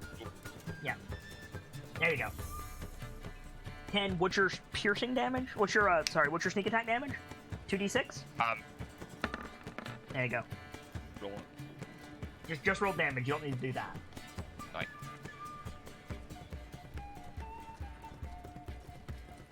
So just click stealth attack again in the chat. Alright. There you go. So 17 points of damage. Good hit, Brayden. Yep. Very good hit. Okay, Connie. Bear form. Chomp, chomp, chomp. You gonna multi-attack it again? Nom nom. Alright, get in there. I can't imagine it tastes very good. No.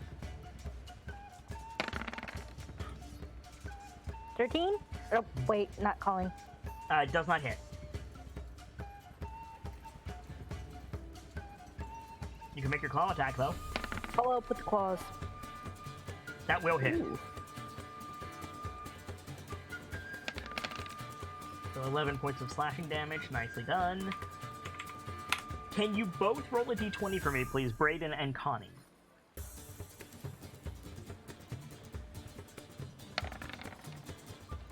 Okay. Okay, nothing happens. Thank you. Good. Durnan's turn. Durnan looks and sees the beholder zombie like floating up out of Undermountain, and he says, "Volo, get down!" Volo ducks behind the bar, like underneath the bar, and he raises his sword, and he says, "I need magical support on that thing. I'll keep it covered." And he points at the beholder zombie. And he's gonna hold his action. He's gonna let the bugbear swing at him, and he's gonna hold his action until the beholder zombie gets close. But he said he needs support, so do with that information what you will. Pierce. Actually, no. He's gonna fucking kill the Intellect Devourer before that causes problems, and then he's gonna hold his turn. So hang on. What's the AC of this damn thing? Okay. Hits for 9. Hits for 9. Hits for 11. He kills it. Okay. Boop. Now he's waiting for the beholder zombie. He's gonna let the bugbear do its thing. But yeah, he's killing the Intellect Devourer. Okay, Pierce, you're up. He said he needed magic support on the beholder, right? Yes. I'm assuming from this spot, do I have a clear shot of it? Yes. Chromatic orb. You're gonna hit it with Chromatic Orb, okay. You're gonna expend a spell 90 slot, you feet. take out a diamond, you hold it aloft. What power are you hitting it with?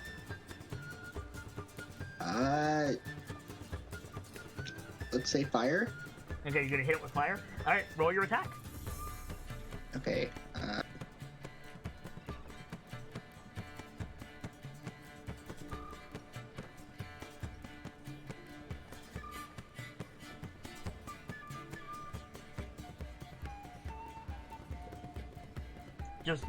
Just click the... there you go. That'll hit. Roll damage.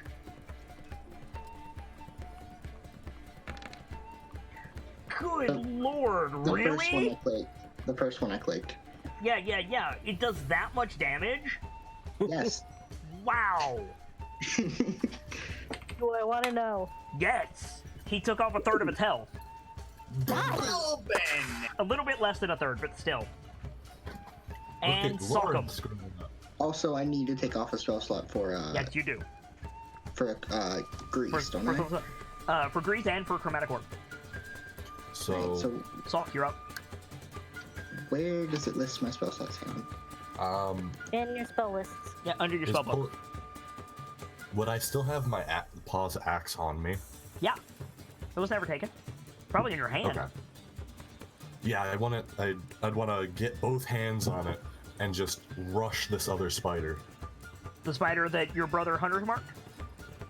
Oh. What does your Hunter's mark look like, Rockham? I don't know if there's like, is there a visual effect for it? Yeah, there can be. It's probably some sort of like dark green mist. Okay, so then yeah, Song, like it's marked if you want to go kill it. But if you run away from this bandit, he's gonna swing at you. Yeah, but what's more important? Let me.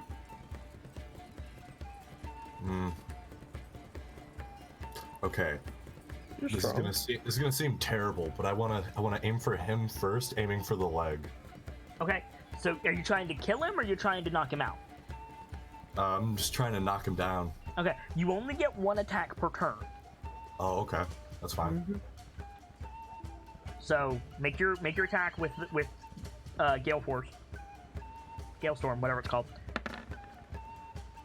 That's not going to hit him. Wait, you have advantage because Yager's behind him, so that hits. So just click on in the chat there where it says pause axe. Just click on that. There you go. Okay, so yeah, he's down. You hit him with the axe, and he goes down in a puddle of gore. Cool. You want to move? Yeah. How far can I move? You can move relatively far. Where do you want to go? I want to try going and giving Braden and Connie support with the troll. Yeah, you can get down to the troll. Get down there. Totally. Okay. That's your turn, unless you want to inspire somebody else.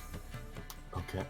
That'd be my last one for this session, wouldn't it? Yes. It would be your last one for the long rest. Yeah.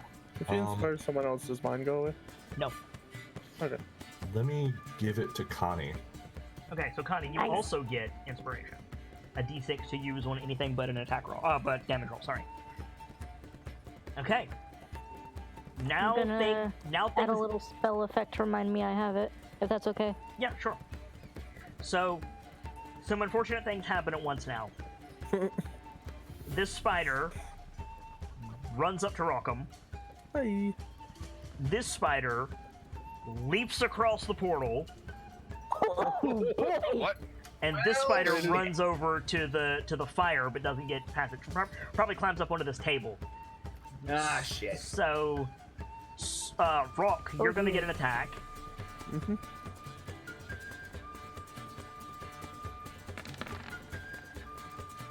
.24 to hit. Maybe, yeah, just barely. You take 4 points of damage, and I'm gonna need a Constitution saving throw, please. Gotcha. And then you take 6 points of poison damage. Ow. Brayden.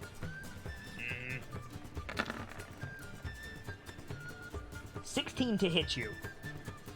Piss. 16 hits you? Yep. You take 10 points of piercing damage, Right. but the spider venom stabilizes you, so you're not bleeding out. Okay.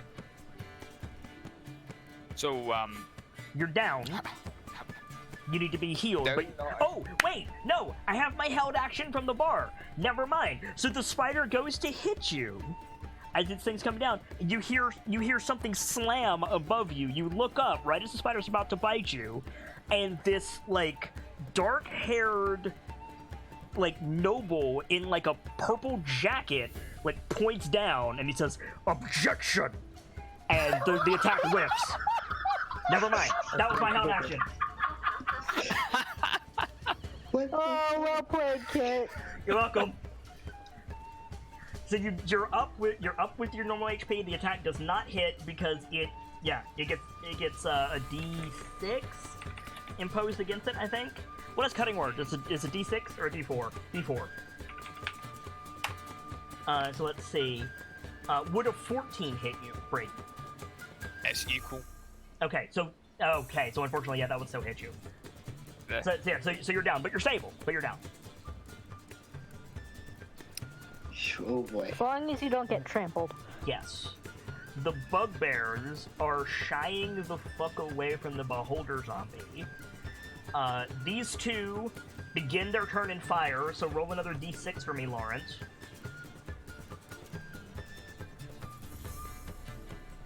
They're scrambling over each other, trying to get away. Is the grease technically still there? Yes.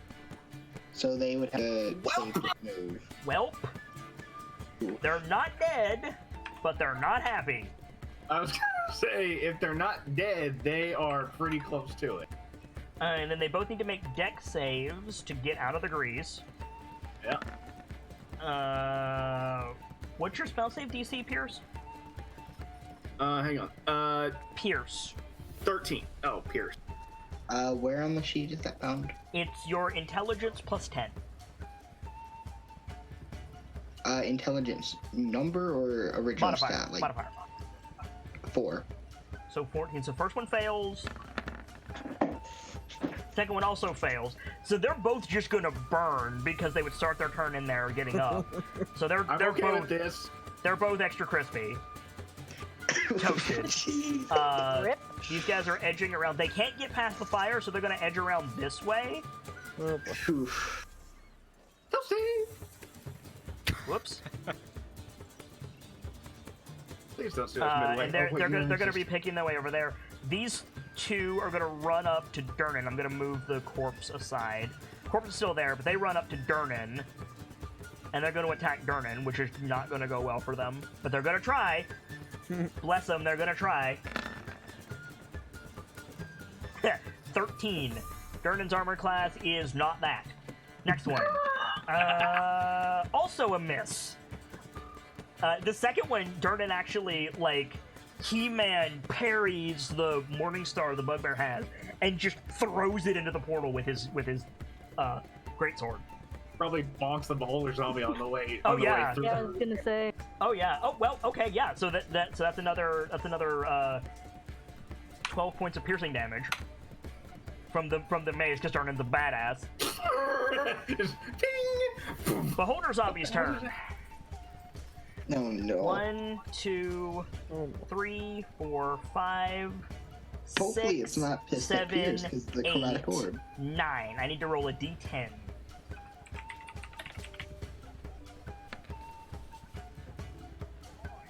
Oh shit! Bye, Laura. This is fun.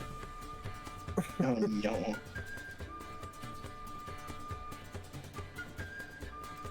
Goody! Oh no. This is the part where he just turns to ashes, right? I sincerely hope Get not. him on Every this way. hobby would be upset.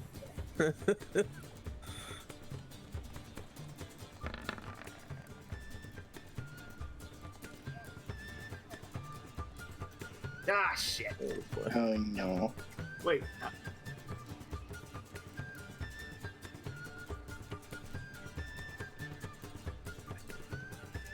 Crap. So how Do you long see does this? this effectively last? Oh, hell. Do we see this? Okay.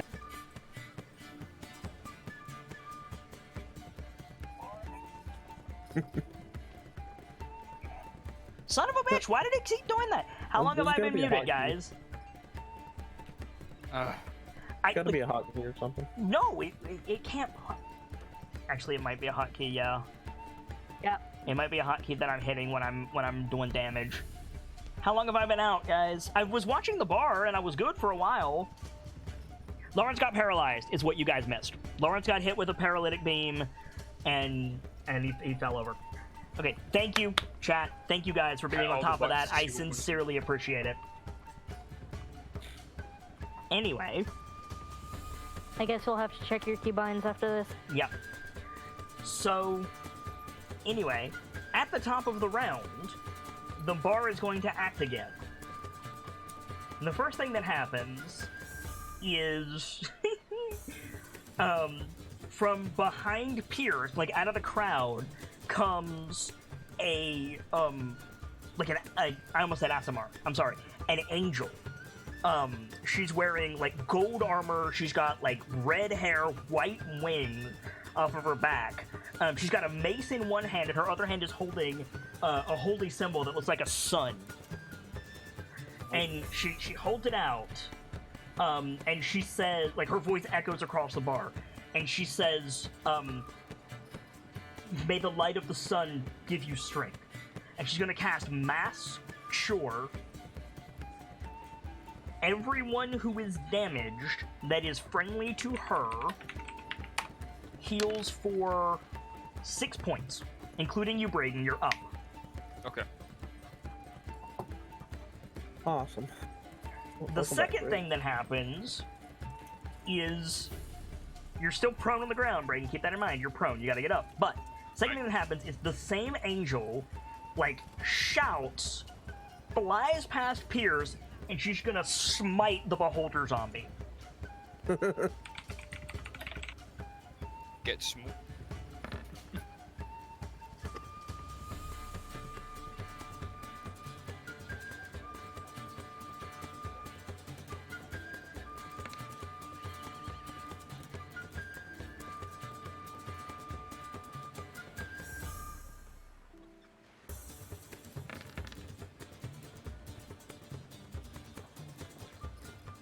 A lot of dice. Mute again, apparently. Thank you, chat. Okay, it's got to be one of my. It's got to be one of my number pad buttons. It's got to be one of my number pad buttons. 1 second.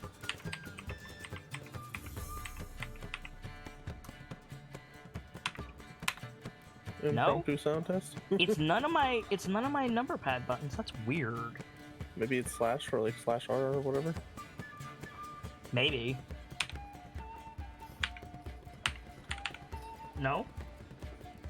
Unless it's that. No. I don't know what it could be. Thanks for the heads up, though, guys. I will find this. I'm actually gonna take a quick second to find this right now. Hope you guys don't mind. Yeah, I know. Sorry. Not in the slightest. What the hell is doing this? Hang on.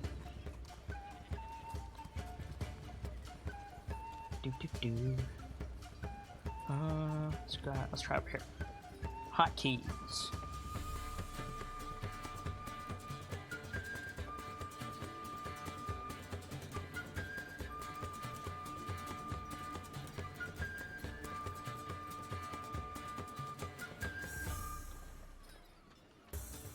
No.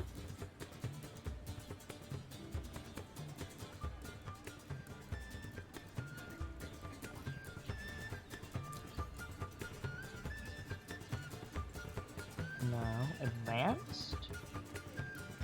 Audio. No. I don't know. I don't know what's doing it. I'll play with it further later, but yeah. I don't know what's doing it. We'll find out later.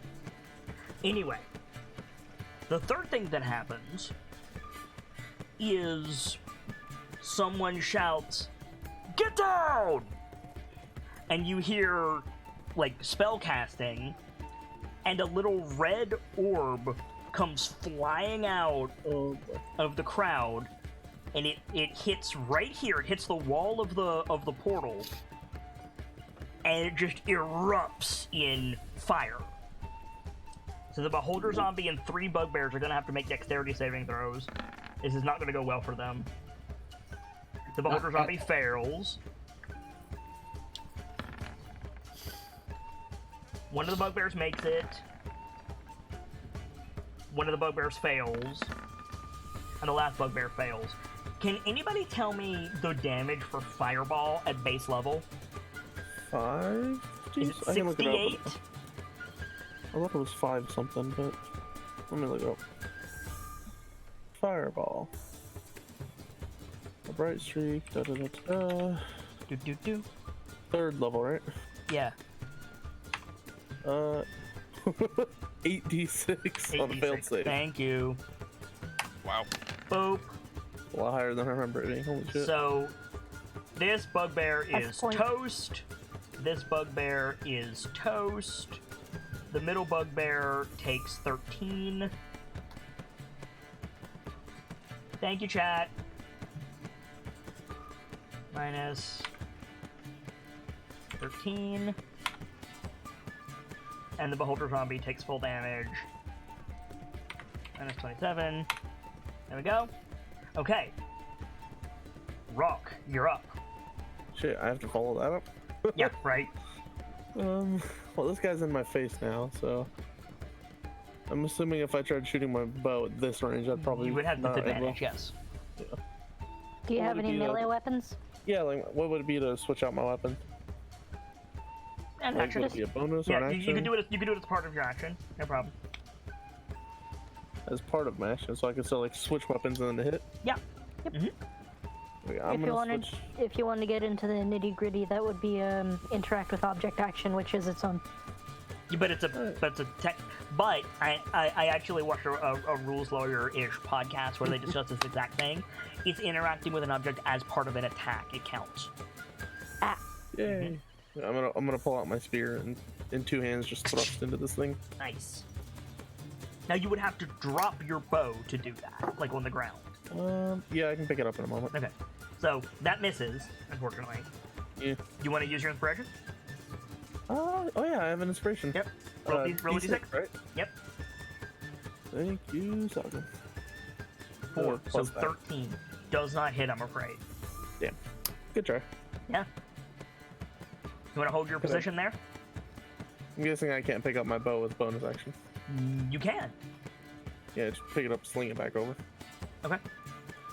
And yeah, I'll hold my position. Lawrence. Con roll, right?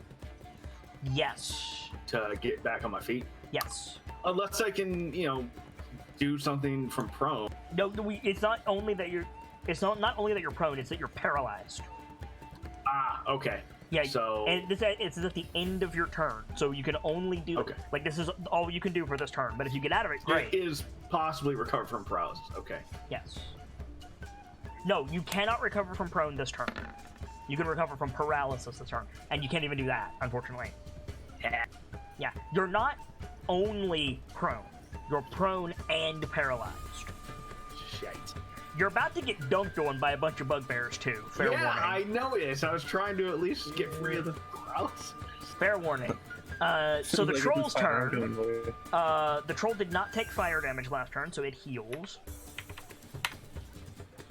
I'm still good. I'm hitting every button on my numpad. I don't know what could be doing it anyway. And then it's going to attack. The biggest threat so far has been Connie, so it's going to continue to attack Connie. Trolls are It's minus. Sorry? The mute might be minus maybe. if you're using that. So Sorry. Connie, Yes. let's have some fun. 12 to hit. Hits. 13 damage. 13 slashing damage. Right, let me mess that. Are you still in bear form? Hang on. Yes, but hang on. Okay. Second attack. 14 to hit. Hits. 9 slashing damage. Still standing. Bite attack. This song is so bumping. 22 to hit. That definitely hits. 10 damage. Are And you I'm a Connie. Okay, so you're back to Connie form. Oof. How much of that carries over? What was the last one? 10. 4. So, yeah, you take a good, it bites you, and as its teeth pull away at your skin, you come back into Connie form, and your arm is, in its mouth, and it looks very confused. So you take 4 damage as Connie, keep that in mind. Correct. The bandits are out of the fight. Yagra runs out. She's going to help you, Rockham. She's going to attack the spider. Gotcha. Misses. Second attack. Hits. This is And awesome. and she baps it good.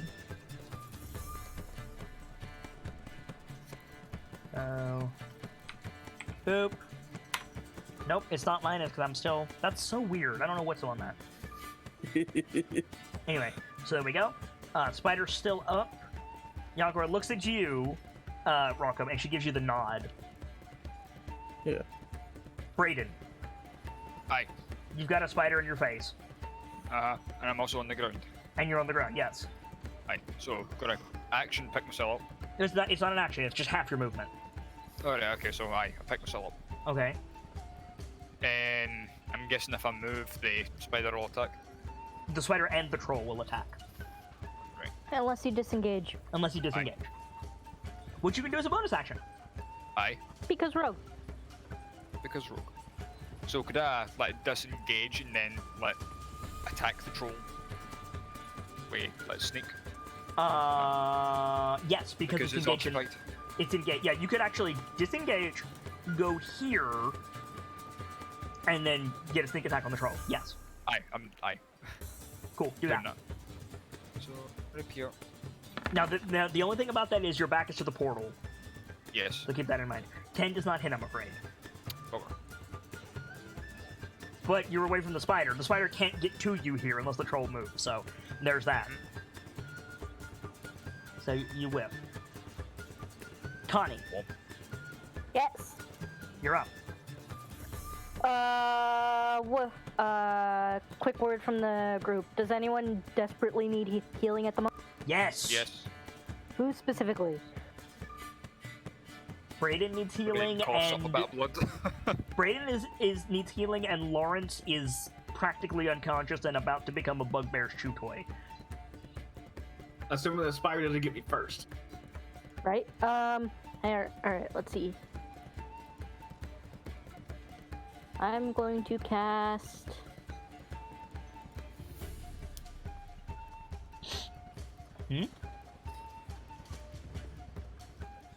Yeah, I'm going to cast Healing Word. On whom? Brayden's got backup over here, so I'm going to cast it on... Healing Word won't do anything to Lawrence. Sure. Lawrence is at full health. Oh. He's never mind. paralyzed. Then... Also, if you cast a spell in melee range with the troll's gonna pap you on the nose. Heck. Just keep That that is in a mind. very lethal boop.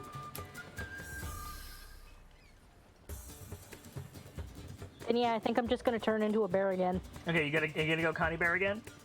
Yep. So the scream of pain turns into another roar, and Connie Bear is back for round 2 at full health, because druids are awesome. Get your bear back on there. Yo, what? Whenever she turns into an animal, she enters full health for that animal? Yes. Yep. Yo, that's so dopely broken. Oh yeah, it's great. I was Just going wait to till say I it's get a to 20th level. What's what up? happens at What's up, 20th? Brayden? Sorry. Is that your turn, Connie? Can you turn into a bear as a bonus action, or is that your action? Yes, I can, because Moon Druid. Oh yeah, okay. So you could just beat the shit out of this troll. Could use... No, before she turns into a bear, she's gonna say, could use some firepower over here. Chomp, chomp, chomp. Make your attack.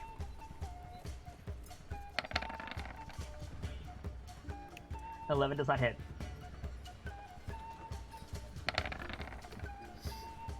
$11 does not hit. I just said. I would like to add my inspiration To which one? to... the ladder. Okay. Go ahead. I forget how much it was. It was a D6.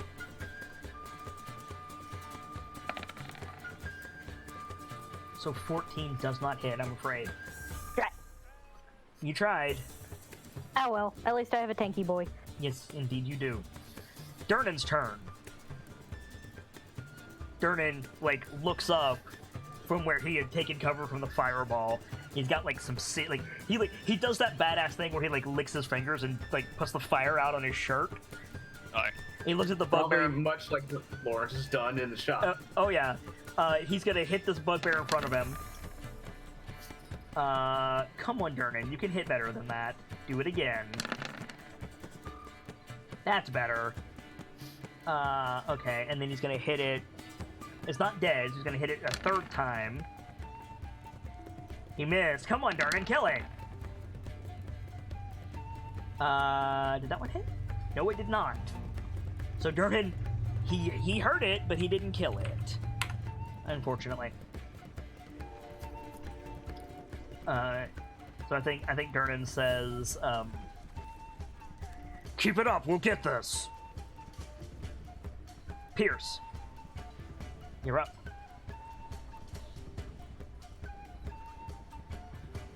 You with us, Pierce? Nightfall. You're muted. Nightfall is typing. Hecketh. I can hear but not speak. Okay. Fuller will be paying for this. You have no idea, Scott Smith. Fuller will send you the bill.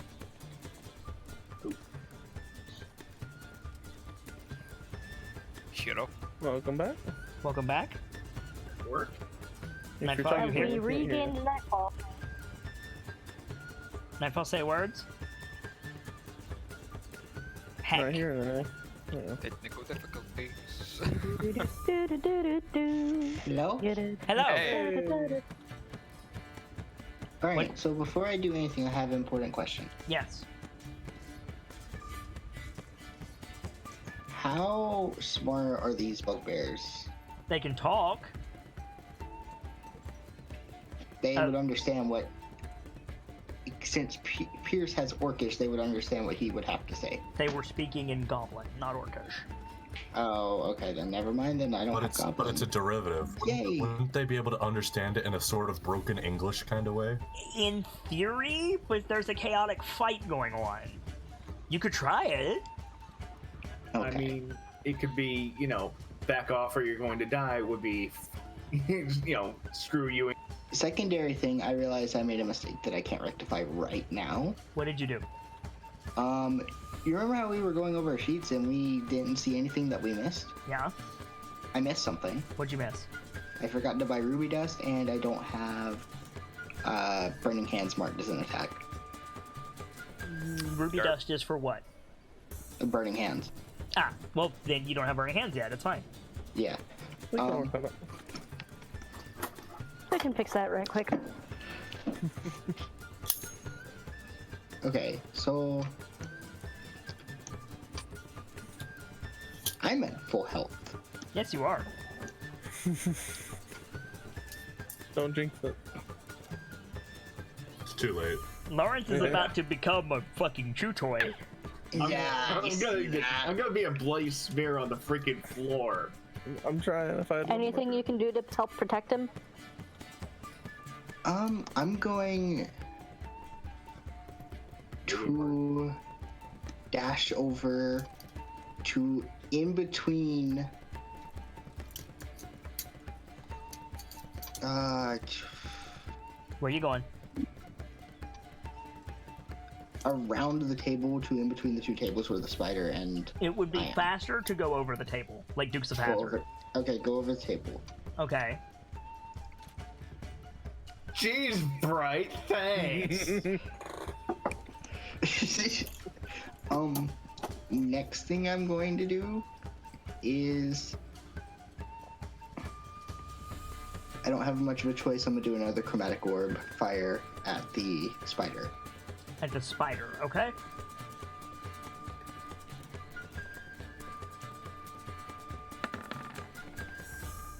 That hits. Roll damage. Okay. Make sure you don't overuse your spell slots. Yep, this is my last one. Okay. Oh my god. It's not dead, but it's not happy. Can I say anything Yeah. still? I'm sure the bugbears are going to see the fire, and I think I'm going to try to bluff, I would say, I guess. What are you trying to do? If- say your thing If you first. if you don't back off, I'm going to do that to you as well. Make it intimidate check. Oof. Okay. They should be good. If this works, Does it'd he be get amazing. any help from the big flume he just blasted? He will have advantage. Let's see. First bugbear passes the save. Second bugbear passes the save. Third bugbear fails his save. Fourth bugbear passes the save. Oof. So you got one of them. One of them. Okay. Okay, that's your turn. Yep. Salcom. I am out of spell slots now. So, since I'm right up against it, I want to start with the two-handed hit to its leg. You only get one attack. Yeah. Okay. I know. Go ahead. Keep in mind you're raging, so. Yeah, you are raging. That's true. Oh, shoot. Should I have put that in manually then? No, it doesn't give you a bonus to attack, so you're fine. Yeah, it does. That hits. Roll damage. It. And we'll add 2 from your rage. So you get 10. You deal 10 damage to it. Roll a d20 for me, please. D20? Yes, roll a d20. Just roll a flat d20. Okay, nothing happens. Okay, you want to move? Try to get a little bit of distance back, just in case it tries to hit me now. If you move, it's going to swing at you. End of sentence. Fuck. I guess not. Remember, you're taking half damage, so you want to stay in there. Right. Oh, wait, can I bring out my shield as a bonus? Not if you're swinging that sword two-handed, which is what you Fair did. enough. Fair enough. Sorry. Okay, yep, that's it. Okay. Time to turn Lawrence into a chew toy. Yeah. Yeah, can we say that and yet not? So step 1 is Rolcom. You're gonna get a bite attack. Let's not and say we did. There you go. 19 to hit. Yeah, just a bit. You take 9 points of piercing damage, and I'm gonna need a Constitution saving throw, please. I'm looking just fine over here. Don't worry, guys. So you only take 5 points of poison damage.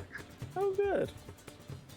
Yagra is gonna get bit and misses entirely. So this spider actually goes up here to bite Yagra. This spider is going to move right up to Pierce and bite him. Because Pierce set him on fire and he doesn't like that. I don't think I would either, to be fair. 22 to hit you, Pierce. Jeez! 22 to hit. I think it hits. Just I'm pretty sure it hit. So you take I'm 11 points of pretty piercing damage, and I'm going to need you to make a Constitution saving throw, please. After that, can I ask a thing? Yeah, what's up? If it's too late to call it, that's fine, but I have a racial that when I get hit, I can use Stone's Endurance to regain a d12 of health. You said 11 points? Yeah, you can go ahead and roll that. I said 11 points of piercing damage, and then you need to make a con save. You pass the con save, so then you would take 4 poison damage. I think you're reduce down. the damage by 2. You had 15. You took a total of 15. 11. Yeah, you're down. Yeah, I'm So Pierce is down at 0 HP. You're stable, because the spider venom doesn't kill you. okay, that's good. However, now it's the bugbear's turn. Oh no. So this guy's gonna come up. This guy's gonna come up. This guy's gonna come up. That last one's probably gonna fuck off. Yeah, and he's more afraid of whatever's in the pit than you, but he's not gonna. So he's gonna go over toward Durnan. He's gonna go up this way. The bugbear near Durnan is gonna make a desperate swing. He whiffs. Lawrence, what is your armor class without your dexterity modifier, please? 13. It shouldn't be. What's What's your dexterity modifier? My dex modifier is 1. So your armor class is 12 without your dex. Oh, okay. Sorry. First attack hits for 8 damage. Oh, boy. Oh no. One attack on Pierce. 14 to hit. Then that hits -10. Okay, so you take a failed death save. So mark a failure, and then you begin dying. Oh fuck. And then another attack on Lawrence. For 12. So I'm down. So you're down. So I'm gonna need a death save from both of you on your turn when it happens. Oh no. Beholder zombie. Oh, good.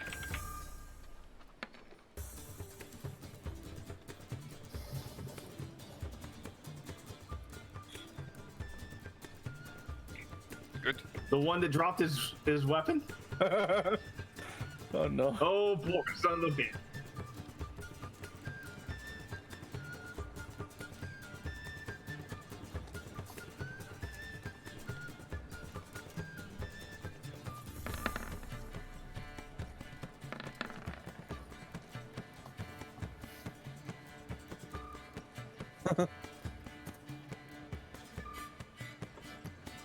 $8d8 points of damage on the bandit. So you guys watch as one of the beholder zombies' eye stalks swivel onto the bandit. He lights up green and then just turns into a pile of salt. Yeah. Blink, blink. Welp. Oh, I'm glad that didn't hit one of us. That's what we call comeuppance. And then it Oh, dear. it floats over towards Durnan. And Durnan says something. Oh no. Yeah, I'm not running it that way, Joe Gaff, but thank you. I'm not running it that way. I know what it should be. I'm doing it this way because it's yeah. Anyway, and then yeah, as the beholder zombie gets closer, Durnan says something to the effect of, "Yeah, that's right. Come on." Top of the round, the bar axe. First thing that happens is some chump in like leather armor with like a trilby and a bullwhip jumps up on a table, throws the whip around the bugbear's neck, and pulls him into the crowd. So this bugbear is gonna go get dunked on.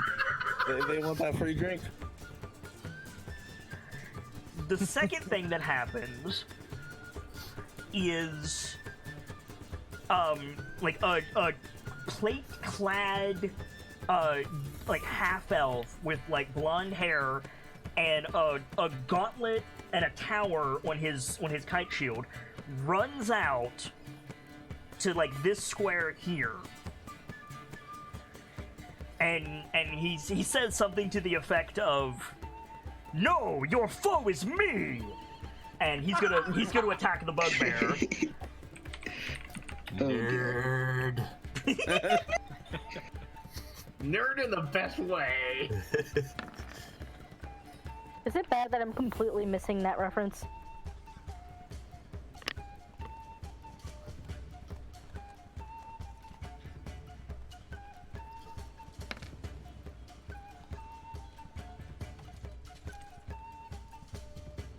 Up again. I don't know what I'm hitting to mute myself, but anyway. And then he's gonna roll to smite it for 9. But it's still up. But there's a paladin right here trying to tank for you guys. Okay. You're no longer Yay for the paralyzed, by the paladins. way, Lawrence. Yeah, that's nice. And the third, I mean, it's not like I gotta make a death save. Oh, wait. yeah, right. The third thing that happens is there's a cheer. Like a cheer goes up from like upstairs, up above you. You see something plummet past you down into the well. You hear like a ah, and something goes down into the well, and then there's a thud right here. The table like groans and almost gives, and there's like this gnome, this blonde gnome in like male armor, but she's wearing these like blue steel gauntlets, and she like flexes. And everybody's like cheering, and she like holds her hand up for silence, and then grabs something around her neck, and she's gonna point at Pearson Lawrence, and she's gonna use her what's the cleric ability called? The fucking AoE thing clerics can do. What's it called? Divine something. No. What's it called? What's the cleric thing? It's like the main cleric ability. What's it called? Isn't it divine prayer or something? That's what it is, but I don't remember what it's called. Channel divinity. Channel divinity. That's what it is. She's gonna use channel divinity. Thank you. I should have known that. I tried playing a cleric.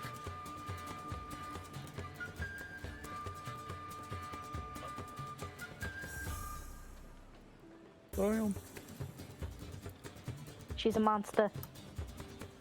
She is absolutely a monster. And then I understood that reference. That's probably why everyone is cheering. Yeah, and then she's just gonna jump on one of the bugbears on her next turn. Rock, you're up. Did I see all that chaos happening way down there? Oh yeah. I'm gonna look for. I see Sockham right there, and I'm just gonna yell, "Sock!" and get to the others. Okay. And just point, and then try and stab this thing. You're gonna stab it with your spear? Alright. Yeah. There's gotta be something in the word rolling that's causing me to mute. Yeah. Also, damn. 8 does not hit, I'm afraid. Yeah, not the best, eh? Does he still have the inspiration? No, he I used used it last time. Oh, okay. And I'm gonna stay in this thing's face. So. You gonna stay in this thing's face? Alright. Lawrence, you're on your back, surrounded by bugbears. One of them is getting smacked by a paladin, and the other one has a gnome on his back. Do I still need to make a death save? No! You're at full health. Because I got healed. Yep. Cool. Makes my life easier. Mm-hmm. Right. I checked D already, Enderbender, but thank you. Go ahead. Let's see. Fire knife is probably a little overkill. You're currently prone on the ground. Ah, okay. Get up first. So, yeah, okay. So I'll get up. Okay, so that's 5 feet of your movement. You have a big spider behind you and 3 bugbears, 2 of which are occupied in front of you. You know what? I'll turn and... Does Firebolt have splash damage that? It does not. No. However, because you're casting a spell in melee range, you will have disadvantage on the attack. Ah! In that case, you know, I'll just stab the bastard. You stab with your short sword? Yeah. And you're stabbing the spider? Yeah.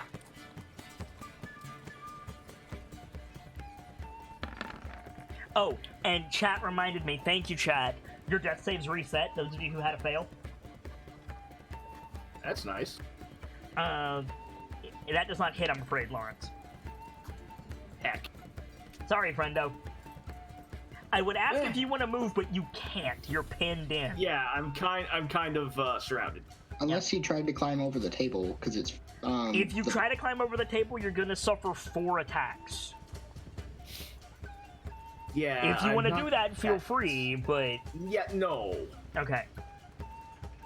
On the troll's turn, it heals. The bar ignored Connie's request for fire damage. Yeah, right. Well, they were a little bit busy saving your ass, so... True. Connie, you're going to take 3 attacks. 11 to hit? 11 hits? AC 10. In bear form? I mean, I can double check that. I'm pretty sure bears have an AC of 12.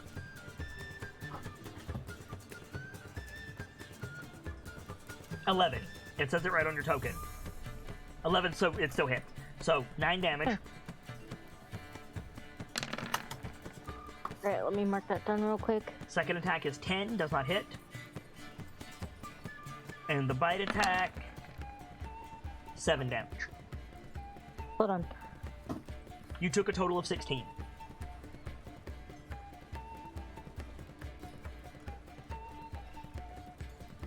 Scotsworth in chat says that Connie has a -1 dex. She has a -1 dex in Connie form, but in bear form, she gets bear stats. Sorry, how much did you say total? 16.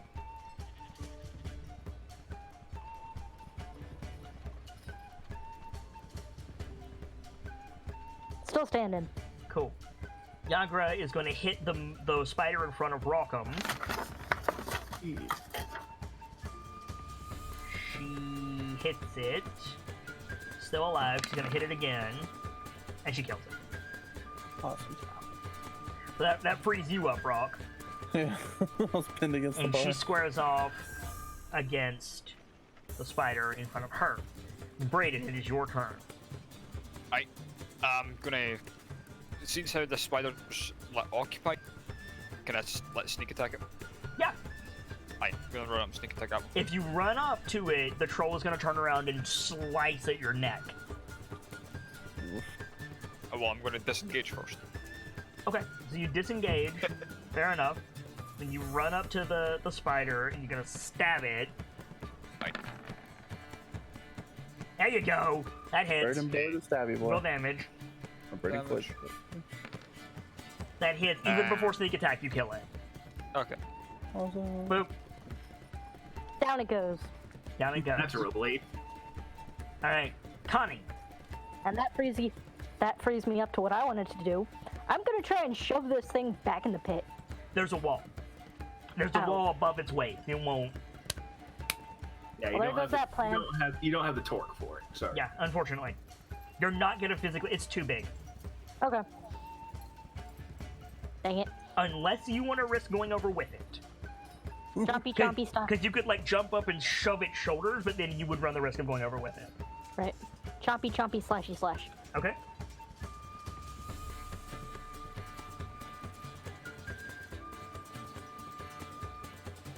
Go on then. Bite attack. Hits. Roll damage. Okay. And the follow through. Yep, claw attack. Does not hit. Whiff. Durnan's turn. So Durnan has some upkeep to do in his bar. Durnan is going to attack the bugbear. He fucking kills it. Fucking slaughters it on the first hit. He's going to go ahead and attack the brain leech thing that he knows is going to come out of it. Let me move one of those up there so I don't forget. Boop. Boop. Here it is. Boop. He hits it with his second attack for 9. Excuse me. Fleshy. Thank you. He's gonna hit it a third time. For enough to kill it. He's gonna hold his last attack. He's gonna jump over the mountain of bodies, like the retired adventuring badass he is. And he's gonna attack the beholder zombie. Oh no! What? Oh no. His sword falls out of his hand, clatters to the ground. I have to roll and see if it falls into the yawning portal. It does not. God. It does not. Uh-huh. That would have been bad. No kidding. Pierce, And your turn. Adventurers, you want to fetch quest? Yes. Closest bugbear to me, shocking grasp. Okay, that's a melee spell, so you don't have disadvantage. Go ahead.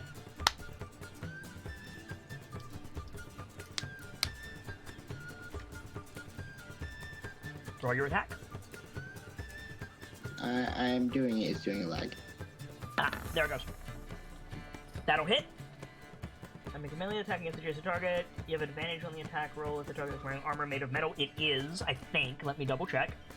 Not that you need it. It is not wearing metal armor. Never mind, but you don't need it anyway. When a hit, the target takes 1d8 lightning damage, and it can't take reactions, so it just doesn't get reactions. Okay, and then you blast it for a good chunk of damage, too. Okay. So, the good news is, Pierce, you could move away now. It can't hit you. If you want to get the hell out of there. Yeah, I'm gonna leap back to basically behind Brayden. Behind Brady, so back here. Okay. Salk. Yes. Okay. So I want to disengage from the troll and rush over to help. Listen here. You cannot disengage as a bonus action. That is a Brayden special ability for being a rogue. You can still do that, but you can't attack this turn if you do that. They could swing at you and miss. Who knows? If you want to disengage and move away from the troll, that's fine. I'm just letting you know that's your action. You can't attack. Go ahead. Ooh. Not now, barmaid. I didn't know she could do that. I think what I want to do is...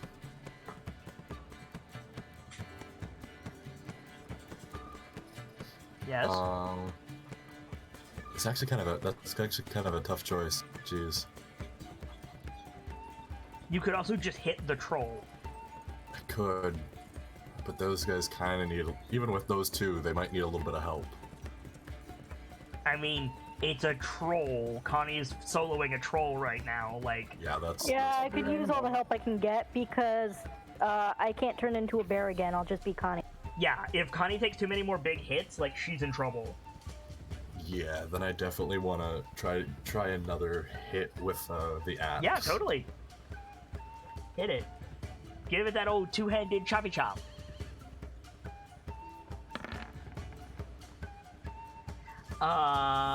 That does not hit, I'm afraid. Wait!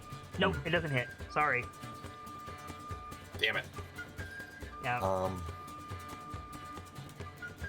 I was seeing if there was anything that could give you advantage, and no, it doesn't look like it.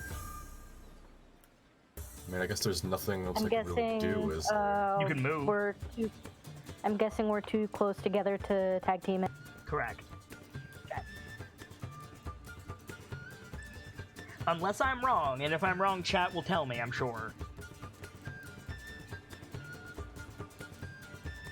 I mean, if we're close enough that if we push it hard enough, we might be able to do it. No, the wall is at the wrong angle.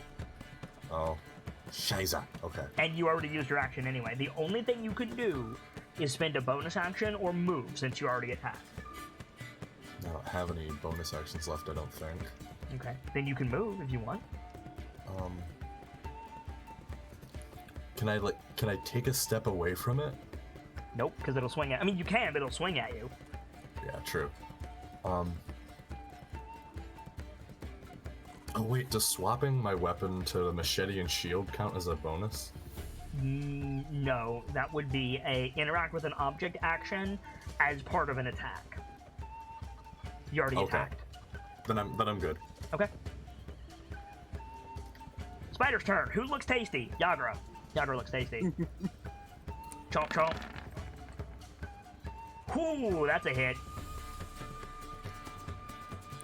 Miss that. And then Yagra has to make a con save. She passes, so she only takes... She's hurting. She's hurting. I can help next turn. She gets bit, and you see her, like, pull back in a way that shows, like, fear on her face. And she shouts for Dernan. She's like, Dernan! So yeah, that's not good. I think that's my only spider left. Yeah. So the bugbear's turn. Hi, Lawrence. Hecketh. Sorry, Lawrence. Yeah, I have some help, but you do have some help. That's true. First attack, 14 to hit. Yes. 11 piercing damage. Ugh. Oh. Second attack with disadvantage because there's a gnome on his back. 11 to hit. No. Third attack, engage with a paladin. 9 to hit. That's also a no. So you're good. So I'm incredibly hurting right now. Yes. The beholder zombie. Oh, here we go. Round and round we go. 8. Brayden. Oh no. Woo! Yeah. Oh no. Brayden, can you make a wisdom saving throw for me, please? What? Okay. Wisdom.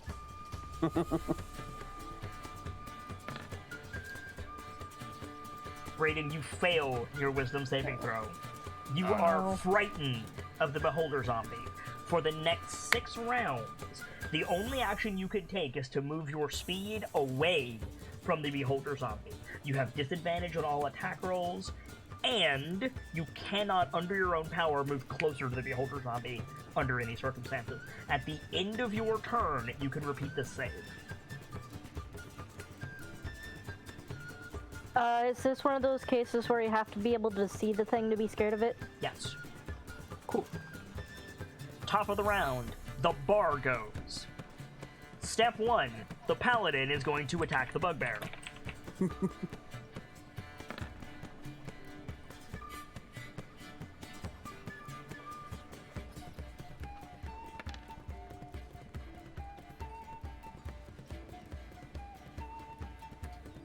Yep, muted myself again. 11 points of damage from the paladin, and then he's going to smite it and kill it. Minimum damage will kill it, so blop.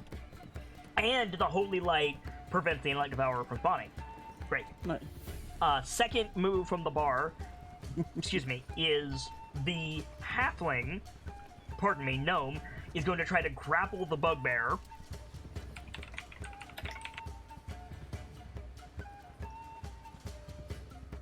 She has a very high bonus to this. So let's do... Wait a minute. Nope, not what I thought it was. Okay. Now let's do this. Whoa, okay. And the bugbear will try to resist with its strength. It fails horrendously. So it's pulled to the ground, and it's, like, being choked by this gnome. And the third move from the bar is Yagra's gonna get healed. The cleric and the bugbear doing their best impression of Wesley and the big dude from Princess Bride.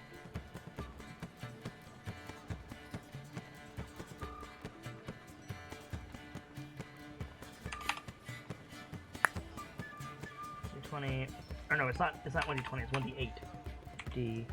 D8 plus 2, let's say. 3 points of healing for Yagra. Not great, but she's less dying. Rock, you're up. Okay, so first order of business, I want to move. Is it any extra movement to climb over the dead body? It is difficult terrain, so it's double. So that would be 30 feet then. That would be 30 feet, yes. How far does that get me from you guys? Boop. Actually, that works for what I want to do, so I'll be right there. Okay. So I want to use a fancy little spell I got. It's called Aid. Okay. And I clicked on it, so hopefully it'll show up in a moment. Yep. And what that does, your spell bolsters your allies and toughens their resolve. Choose up to 3 creatures within range, 30 feet, and target's hit point maximum and current hit points increase by 5 for the duration. And you're choosing your brother, Connie, and yourself? And Yagra. And Yagra. So your total HP goes... So you get 5 temporary hit points. Yeah. Is the short answer looking for that. a little rough. Yeah. Okay. Great. Oh, wait! You cast a spell in melee range. That spider's gonna attack you. Could I have said I'm casting it while I was climbing over? You wouldn't have had the space. You wouldn't have the room. That's only just now 30 feet. That's fine. So the spider's gonna attack you then. Time of opportunity. I can take that. I can take the hit, famous last word. 7 to hit, you lucky boy. Whew. Okay, so Salcom, Connie, and Yagra each get an additional 5 HP on top of your max HP, so that's pretty great. Yeah.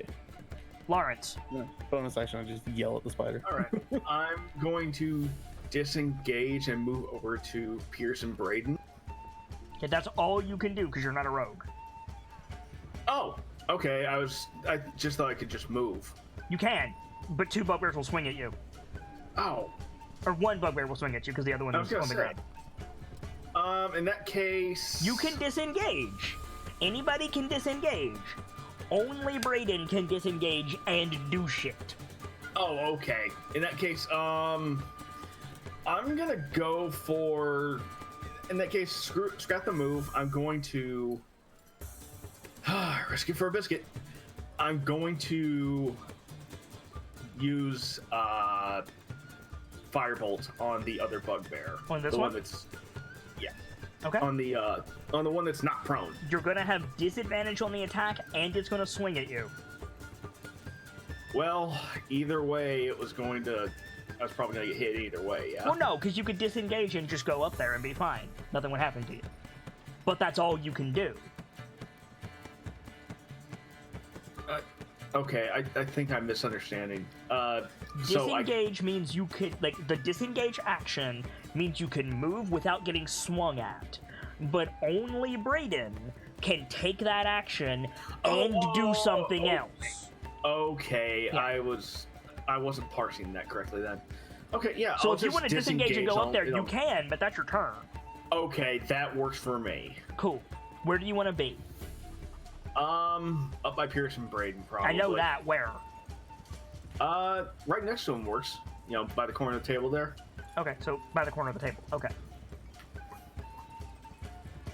Alright. The Troll's turn. Oh boy. Troll has not taken fire damage, so he heals. Whoops.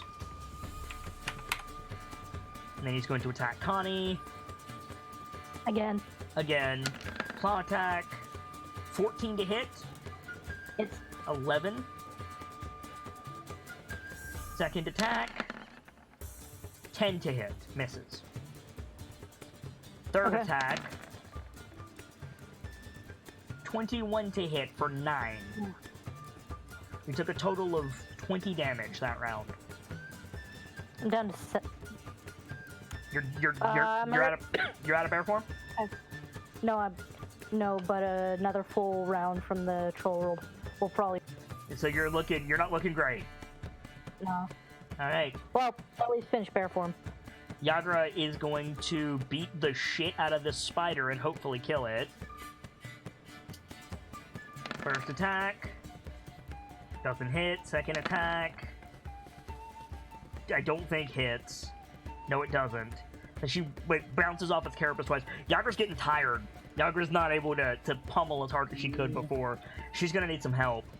Brayden. Working on it. Working on it. As soon as how I'm gonna make the save first. Yeah, you gotta make the save first.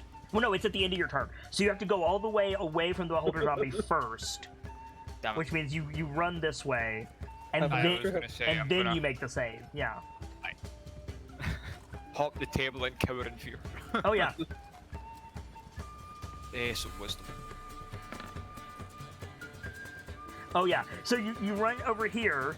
You get the save is gone. You passed it. So you run into the crowd around you, right? Because there's stuff happening all around you, and somebody Right. like grabs you by the shoulders and like thumps you on the back, and it's like, "You're all right, lad. Get back in there. We're not done yet." And you shake yourself out of it. Like shoot an arrow at this. Well, no, that was your turn. That was it. Oh right, okay. Yeah. That was so you make the save at the end of your turn. Yeah. Ah.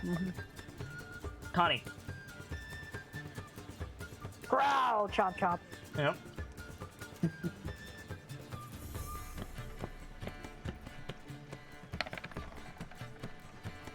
$16 hits. Roll damage. Oof. All right. Growl slash slash. Yep.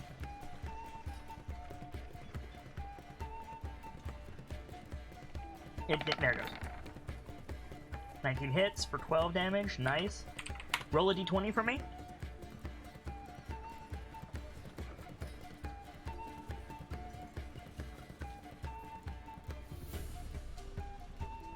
Roll a d20 for me. 17. You just tear its arm off. Hey! So we can only make Oh one no, call I attack each turned round. into 2 trolls. Depends on how quick you are. Oh no. Dernan is going to attack the Beholder Zombie, pick up his sword for part of his movement. He's going to attack the Beholder Zombie for 9 slashing damage. He's going to hit it again and kill it. That's a relief. Yeah, right? Whew. And like wipes the blood off of his sword. He looks around, and I think he's gonna fucking like Terminator walk over here past all these corpses He's just gonna Terminator walk over here by Yagra. Oh, hi there. And he can't finish his attack because he used too much movement. But yeah, he's over here to help now. So there's that. Pierce, you're up. Hello. Hello. Hi. How are you? I am good. Let me do a quick look at what's going on the field, where everything is. There's a bugbear being held down and choked by a gnome in armor. There's a bugbear that's not really had anything done to it, and then there's a troll behind you. And Connie, it's been a while since you've seen her in bear form, but she's losing. Yeah. Ew. For the second time. Yes. There's also a fire at your immediate right hand that's spreading across the floor. I have a question. Yes. Does natural armor count against mage armor? No. I don't have a spell slot to cast Mage Armor. Yeah. I thought not, but planning for future events. It does Okay, not. It is so- wearing armor. So what I heard was that there is a troll arm that's going to regenerate. You heard there was a Into- troll arm that got removed. It's in Connie's mouth presently. Nom nom nom. What's going to happen? Go for one. Go for the big one. Go for the big one. Okay. Pierce has torches in his bag. He's going to light one on the fire beside him. Who are you firebolting? I'm going to light the torch with the fire that's beside me. Okay. That I hit the troll with it. You're not in melee range with the troll. You would have to move up to melee range Move to troll. and Or chuck it. then hit it with the Lit Yeah. torch. Yes. So roll a d20, add your strength modifier, and you're not proficient. Add your strength modifier, and see if you hit it.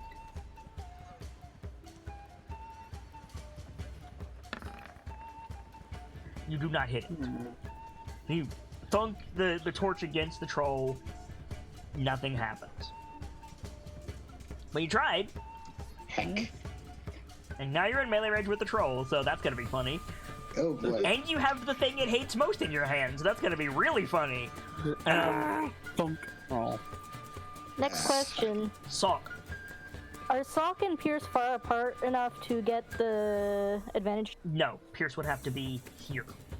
Okay. Sock, you're up.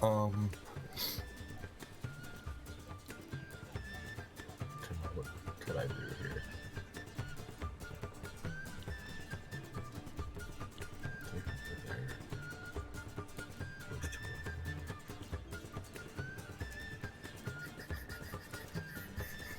Checking my stuff.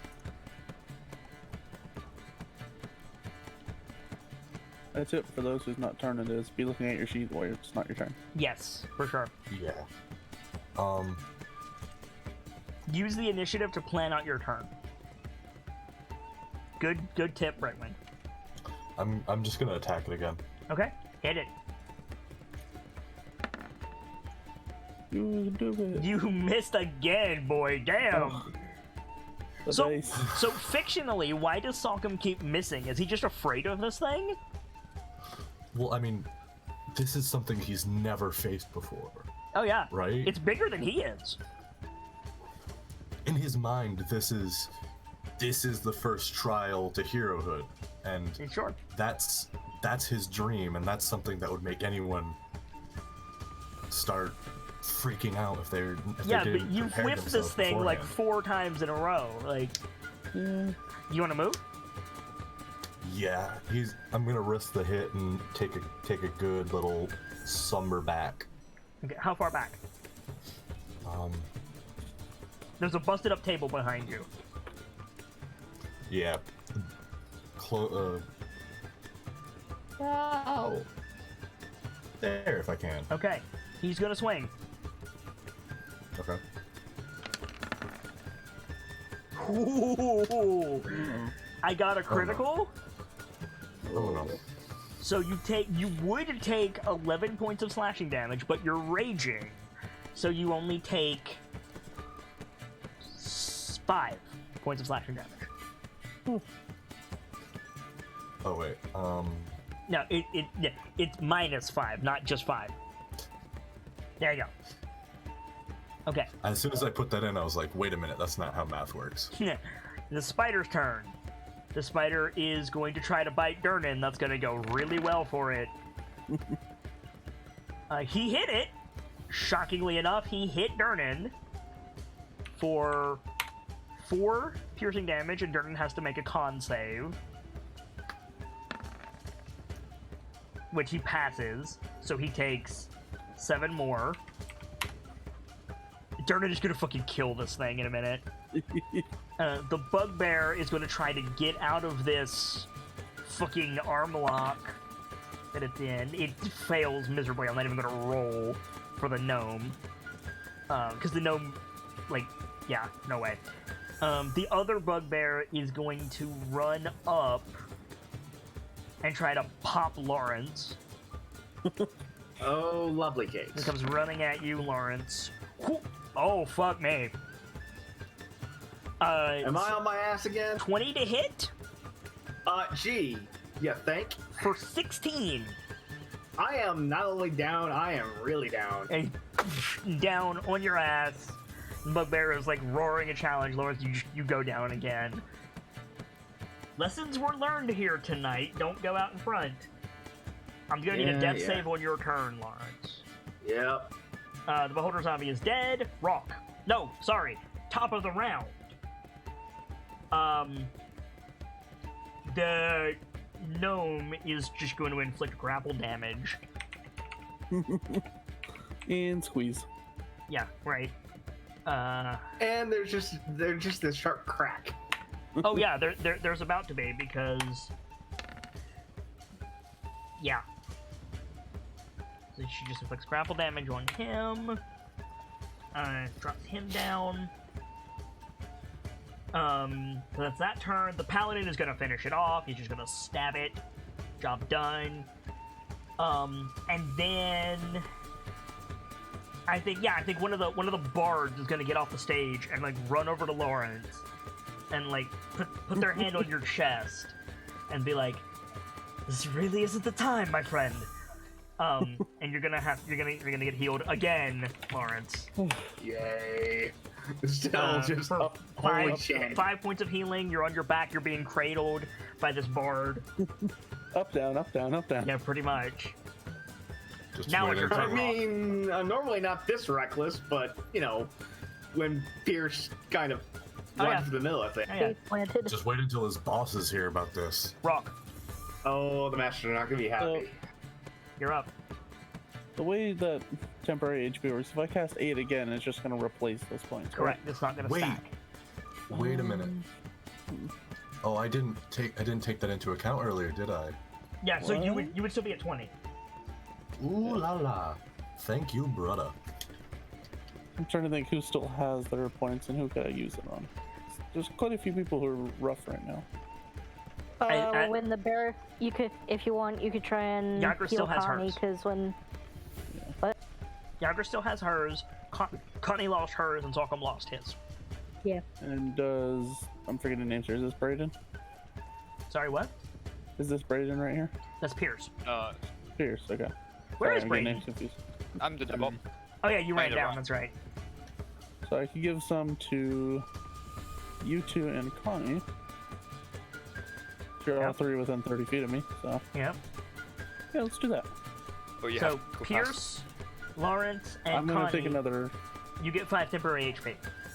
and I'm gonna take another attack of opportunity if it wants it. Oh, it wants it. Yeah. sorry, how much? Appreciate the boost. 5 temp. 19 to hit, Brightman. Yeah. 11 piercing damage. Bye. And then you're gonna take 1 failed death save and save lives. Okay. So that actually happens before the spell goes off, unfortunately. Oh, well, So fuck. no HP. Sorry, guys. Well, now that was dumb. Lawrence, None of us got any? None of you got any, because he took the attack of opportunity while he was casting the spell, and he went down. Thank the bard and stab the bugbear with the short sword. You're gonna jump up, ha! Stab the bugbear. Fair warning, the troll's going next, Pierce. You drop your short sword. Heck, so I did. Dang it. And your short sword clatters to the ground at the bugbear's feet. The bugbear, like, parries it with his morning star and just, like, chuckles at you. The bard runs back into the crowd. You want to move? You're gonna get your clock cleaned if you move. Yeah. But you're gonna get your clock cleaned if you stand there, too. Yeah, I don't really have much of an option, do I? You could run behind Salcom. Or you could stand. I'm just saying, you could run behind Salcom. You know what? That's not a bad idea, because it does give you some distance. If it whiffs, you'll be in a good position.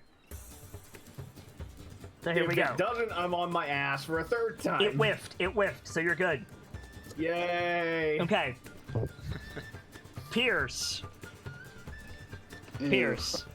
This is gonna be a ball of pain. You're about to be a troll snack, son. Hey. First attack. 26 to hit. I don't know about that one.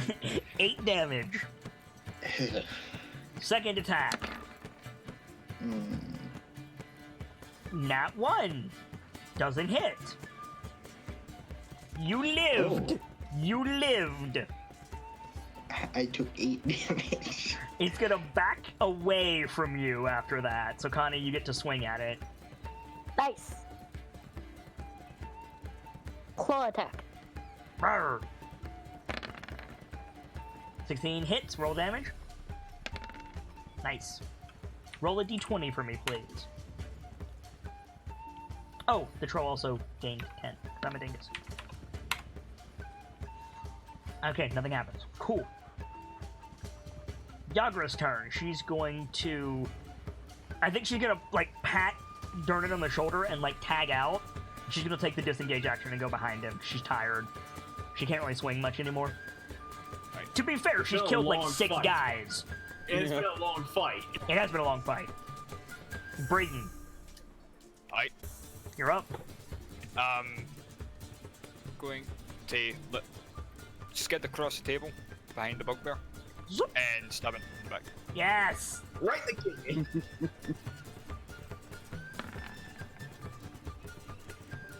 You shove it in the 19, kidneys 19 enough, to hit. and- Now, technically, you wouldn't get sneak attack damage, but I'm gonna say it's backwards to you, so you got lucky. Okay. And you probably hear something like, my 7 squeak is damage, and then go ahead and roll your sneak attack damage as well. Right, how do I roll the sneak attack without rolling the full thing? It'll have to roll the full thing. Okay. Just roll it, and then... Or you could roll it into your weapons as well. That's another way you could do it. You said not to do that because it'd be easier to do. Not necessarily. I'll show you how to set it up after the game. Okay. The bugbear's hurting, but he's not dead. Aye. Connie. Yeah. You're up.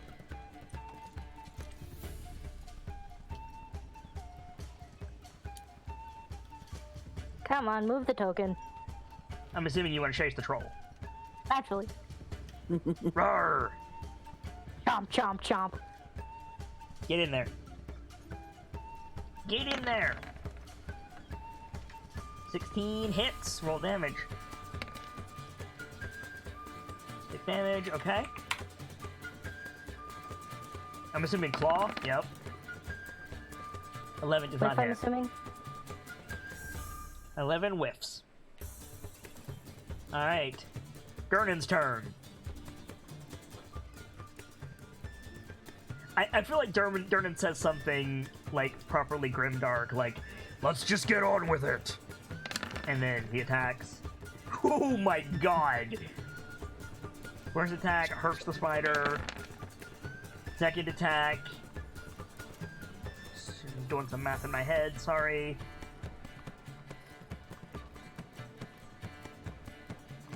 Third attack on the spider. It's dead. Oh, third attack doesn't hit. Fourth attack on the spider. It's dead. There we go. Nice. Spider is dead. And then Durnan moves up on the troll, like, I'm done with this. I'm done with all of you. Yeah. Pierce, Yes. it's your turn. Oh boy. There's a pile of let's salt see. between you and the bugbear. I I suggest you keep it there. yeah.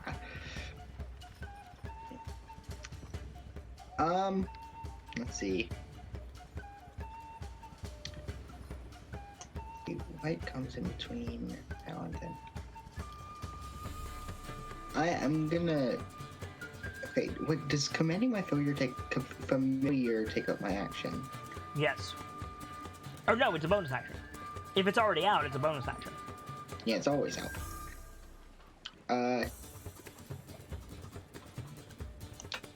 I'm gonna command it to go and distract the troll.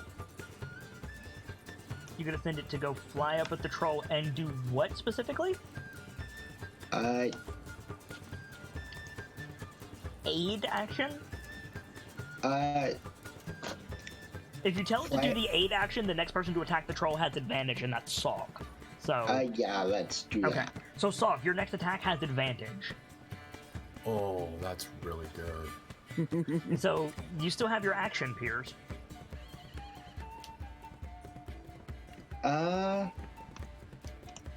What would you like to do with it? I forget. Do you have shocking grasp? He does. I do have shocking grasp. I have a question. Yes. How healthy does the bugbear look in front of me? Reasonably. Because if I recall correctly, you can deliver a melee spell through your familiar. You can deliver a melee spell through your familiar, but taking the aid action would allow Salcom to hit it substantially harder than Shocking Grasp. Yeah. True. The plan right now is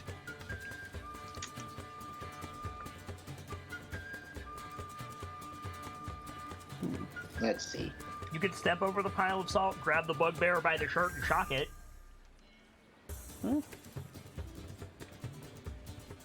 It's just if you don't kill it, he's gonna punch you in the face. He's looking at me, right? He's looking at you. At me, Well, right? technically he's looking at Lawrence, but Lawrence skedaddled. Call out for its attention. Well, I mean, like his cone of vision is like here, so he sees you. Mage hand soul and throw it in his face. That's not gonna do anything. No. Shocking grasp prevents him from taking reactions, right? Yes, that's true. Step in, zap him, step out. That's true. You could do that. You could step in, Yeah. shock and grasp him, and then run up behind Rockham, and you'd be fine. Yeah, we're gonna do that. Okay, so you I'm step, crumpled on the floor you right step now, up but- there, cast your spell.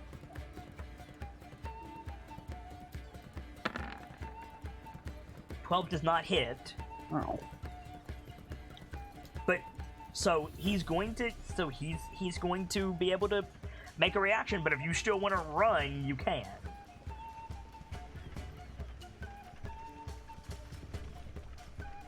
Piers. I can't do anything else, can I? Sure, It's you either can stay right move- there if you want to. Yeah, it's either move or sit here, and I still get hit either way. Yep. Well, no, he might turn around and punch Brayden, because Brayden just stabbed him in the kidneys. And I technically didn't do anything to him, I mean, you cast a spell. He saw you cast a spell. but he didn't affect. And with it. Yeah, so... Yeah, I'm gonna book it. You're gonna book it? Okay. So you're gonna run. Bugbear's going to attack you. Drops his Morning Star, and you run up behind Rockham. Nice. Like, go hide in the spider corpses. I think you're like... I can't put you where I want, because I've got a bunch of shit here, but, like, you're, like, there. You're, like, behind Rockham, pressed up against the wall, I figure.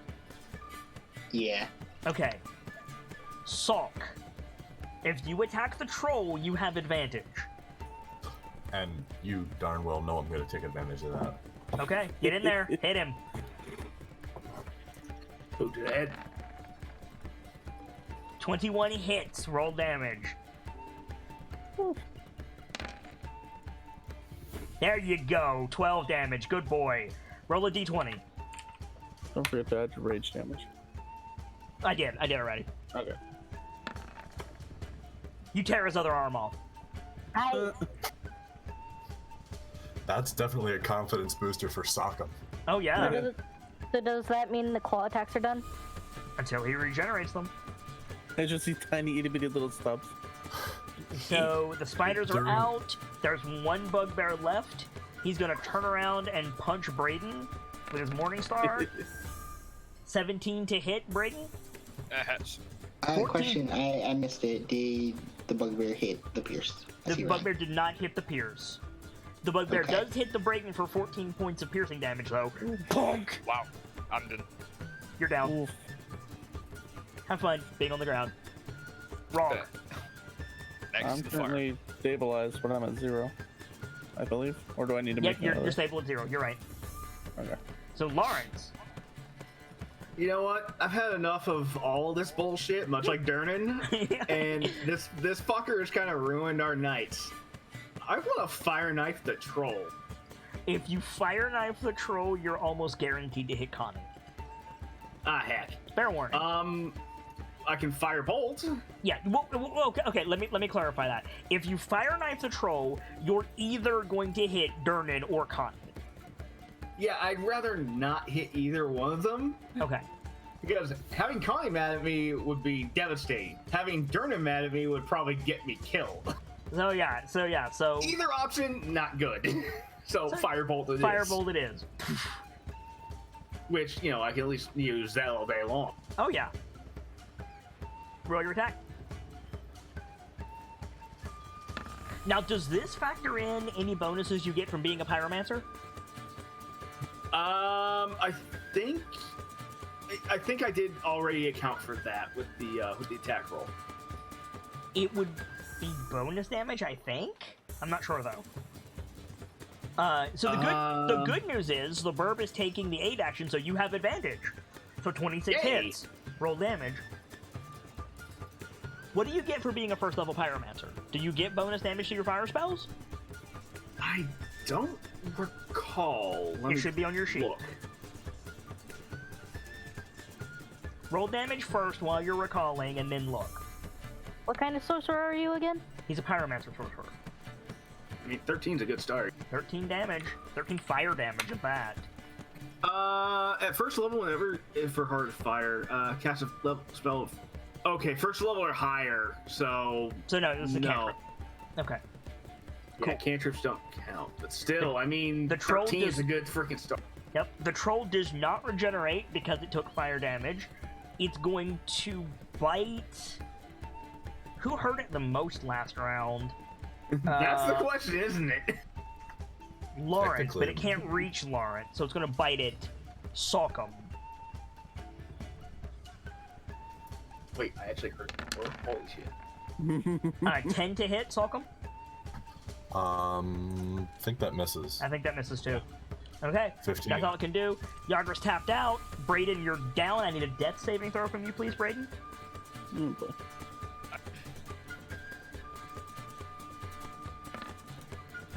Ooh, that's a fail. Connie. Chomp, chomp, slash, slash. Yep.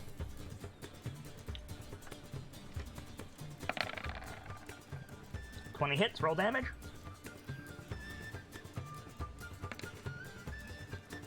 You take its head off. Troll's dead. Hell yeah! Okay, there's the big problem dealt with. Big problem. Connie, you still have your movement and the other bit of your attack action. Turn around. You gonna leap on the bugbear? Slash, slash. Nice. Get in there. Get in there. If you can, hit it to the fire. 24 hits, roll damage. Whew, it's not dead, but it's damn close. Durnan's turn. The bear just kind of chuffs.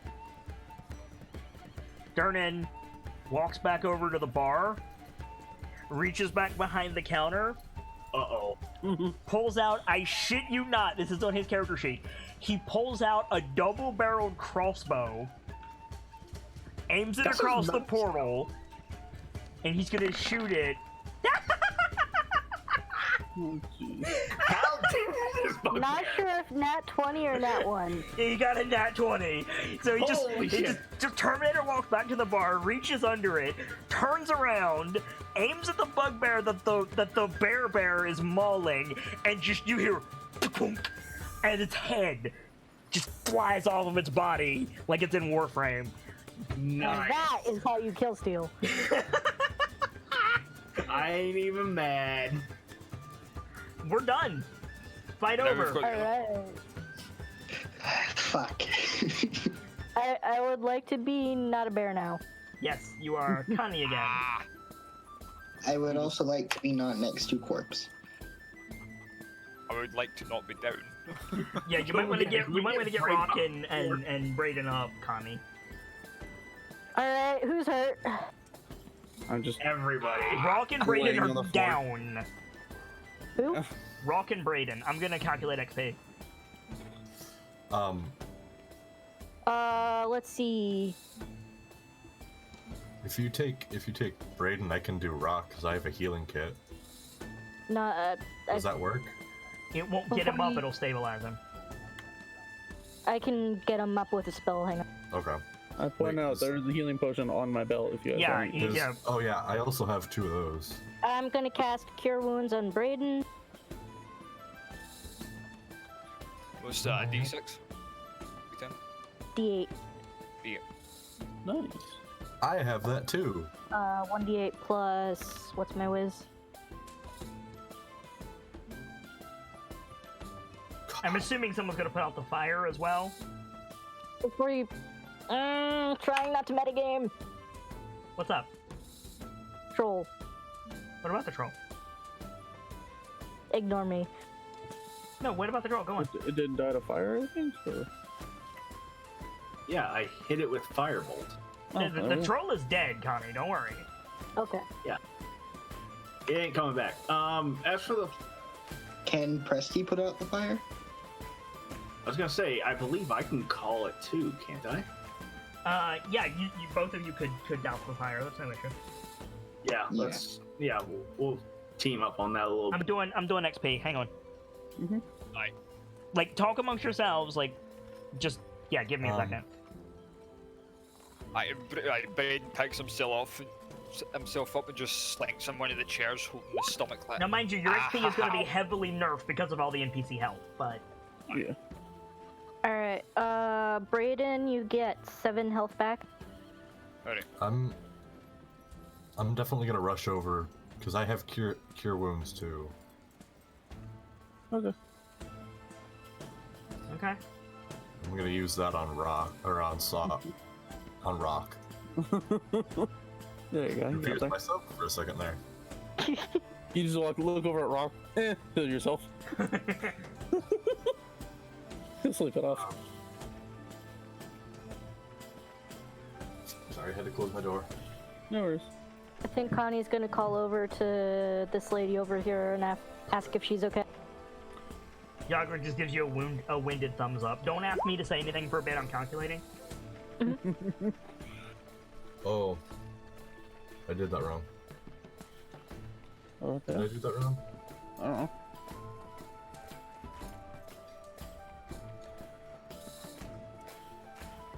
What are you trying to do? Cast cure wounds. You probably Should did it say- right then. Should say what the spell does. It does. So you need to Oh, roll. I do- You need to I roll just need to type that in, 1d8. right? You need to roll 1d8 plus your spellcasting modifier, which for you is charisma. Chug one of my healing potions. Why did you? Wow. Oh, because Braden. Okay. I'm almost done. I'm almost You got a done. watered down healing potion, damn. Uh-huh. It's enough to get you up. True. Shoot. Wait, put that in wrong. Flash fire. That's a lot of corpses. Yeah, it is. Just a bit. We had a lot of help though. Yeah, you did. Ooh, thank you. 8 points.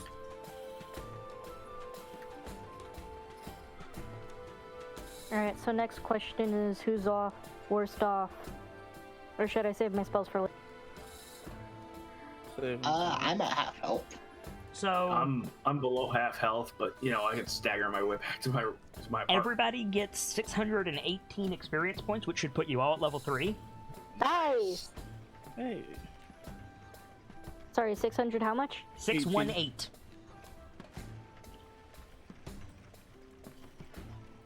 I'm gonna do a head count once I'm on my feet. Yep. Just make sure everyone's accounted for. So as you guys are picking yourselves up, you notice that everybody is kind of like making their way over to the bar.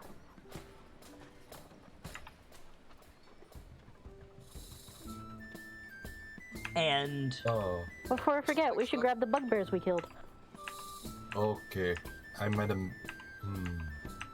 What's up, Gamsey? What's up, Gamsey? I put in the new number for my XP, a little thing popped up, and I accidentally clicked it. And now some character mancer thing has popped up. Ignore that. No. Ignore that. Okay. So, everybody is making their way over to the bar. Do you join them? Once I make sure we have a head count. After the fire's out. Yeah. Okay. Yeah, we'll head over too. So you guys head over to the bar. Durnan is standing beside Volo, who's come out of hiding. Yagra is on your side of the bar, and there's a crowd gathering, like, around you guys and around them specifically. And as you walk up, Yagra is saying, like, Durnan, I swear, I didn't know anything about that. And Durnan's, like, glaring at her. And he says, let's say I believe you, Yagra. Why would the Xanathars openly attack the portal? And slowly, all eyes turn to Volo Themp Gedarn. Mm-hmm.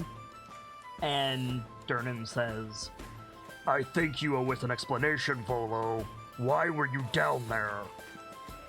And Volo says, It's been 3 days. I haven't heard from him. And as soon as he says that, like, a bunch of people in the crowd just, like, sigh and roll their eyes, start walking away. And says, maybe... God damn it, not again. Yeah, exactly. Maybe he took a vacation, Volo. What makes you think that he's in Undermountain? I don't know. I looked everywhere else. I've asked people. No one will accept my ads. I don't know where he could have gone. So you went down into the portal? If I hadn't, they would have attacked you unawares. I gave you warning. Yagra says, by about 3 seconds. Nevertheless, I gave you warning. Now, please, won't someone help me find my friend? What are you looking for? I'll step forward. As soon as you say that, Yagra gives you a look and shakes her head, like, Not even looking at her at the moment. Okay. So you walk up to Volo and you hear Durnan sigh and, like, pours himself a mug and, like, takes a drink and goes over to the other side of the bar grumbling, and Volo, like, leans on the counter and he says, my friend, Floon Blagmar, we're drinking buddies, he and I. I saw him a few days ago and I haven't seen him since.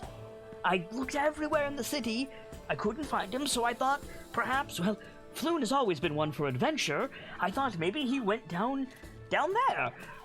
Apparently not. If he's one for adventure, he could be anywhere on the continent at this point. I don't think so. I think something terrible has happened to him. Have you tried obviously you tried tracking him down, otherwise this wouldn't have happened. I even put out flyers offering coin. I mean, I have to check exactly how much he's offering. 1 second.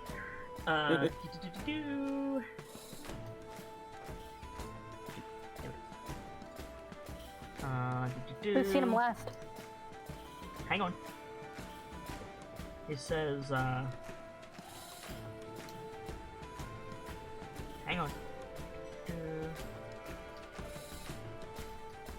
Calculations.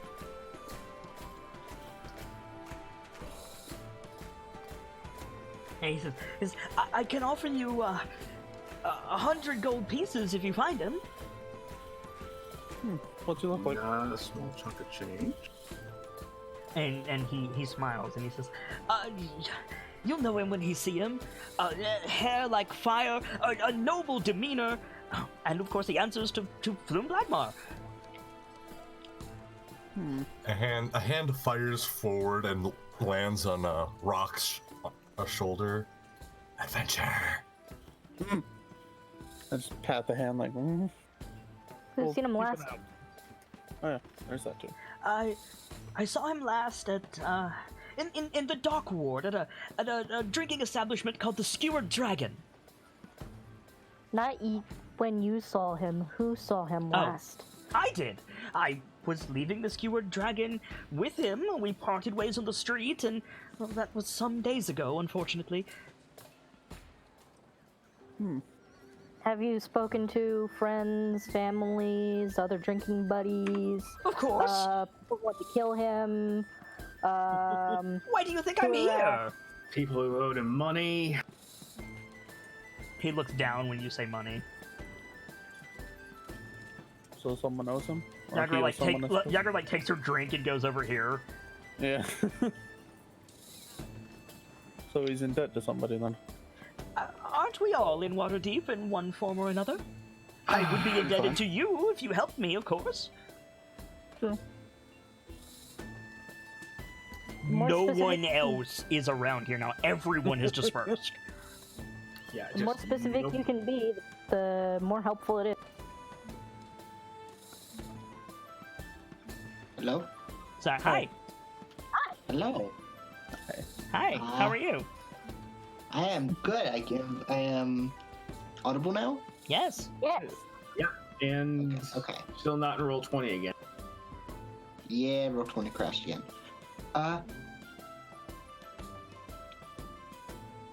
Internet does not like you tonight. No, it doesn't. Not tonight. Not Roll tonight. 20 likes dying when you lose internet. So?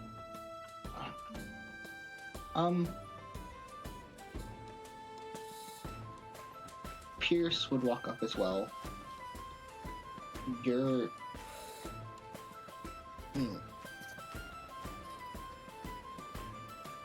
If you don't mind me asking, I'm missing someone as well. I was wondering if you'd heard their names anywhere. A favor for a favor, then.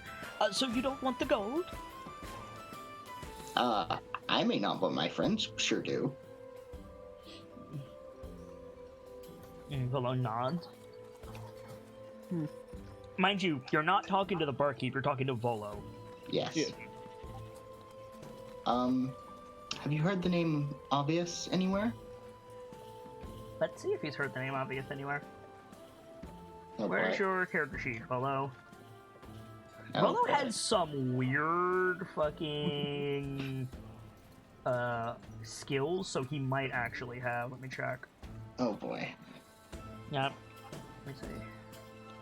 Volo. There's Volo. Volo, do you have a skill in history? You do! Heck Oh it! boy. You go away. No. Okay, so he says, Obviously not. not the name that I know. I'd be happy to ask around if you could help me find my friend. One good turn and such thing.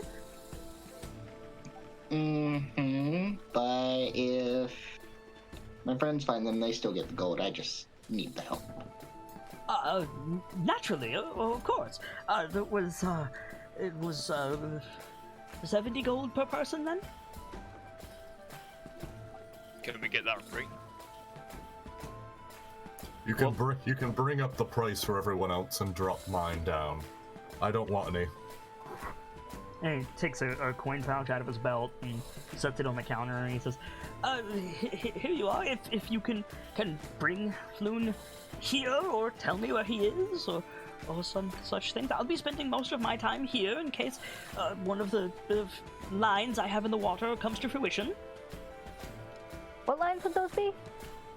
Oh, you Orange know, just shaking his asking head like, powerful adventurers who just saved the fine establishment of the Yawning Portal to find my friend and such things. He kind of scratches his head and looks down.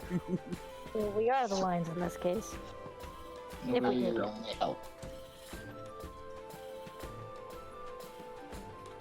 How close are you and your friend? Floon? Floon and I are quite close. He's a good friend of mine whenever I'm in the city. I want an insight. Yeah, I feel like there's something more to this. I mean, it's kind of specific when he's in the city. Yeah. Well, he's a traveling celebrity. What do you want? Fair.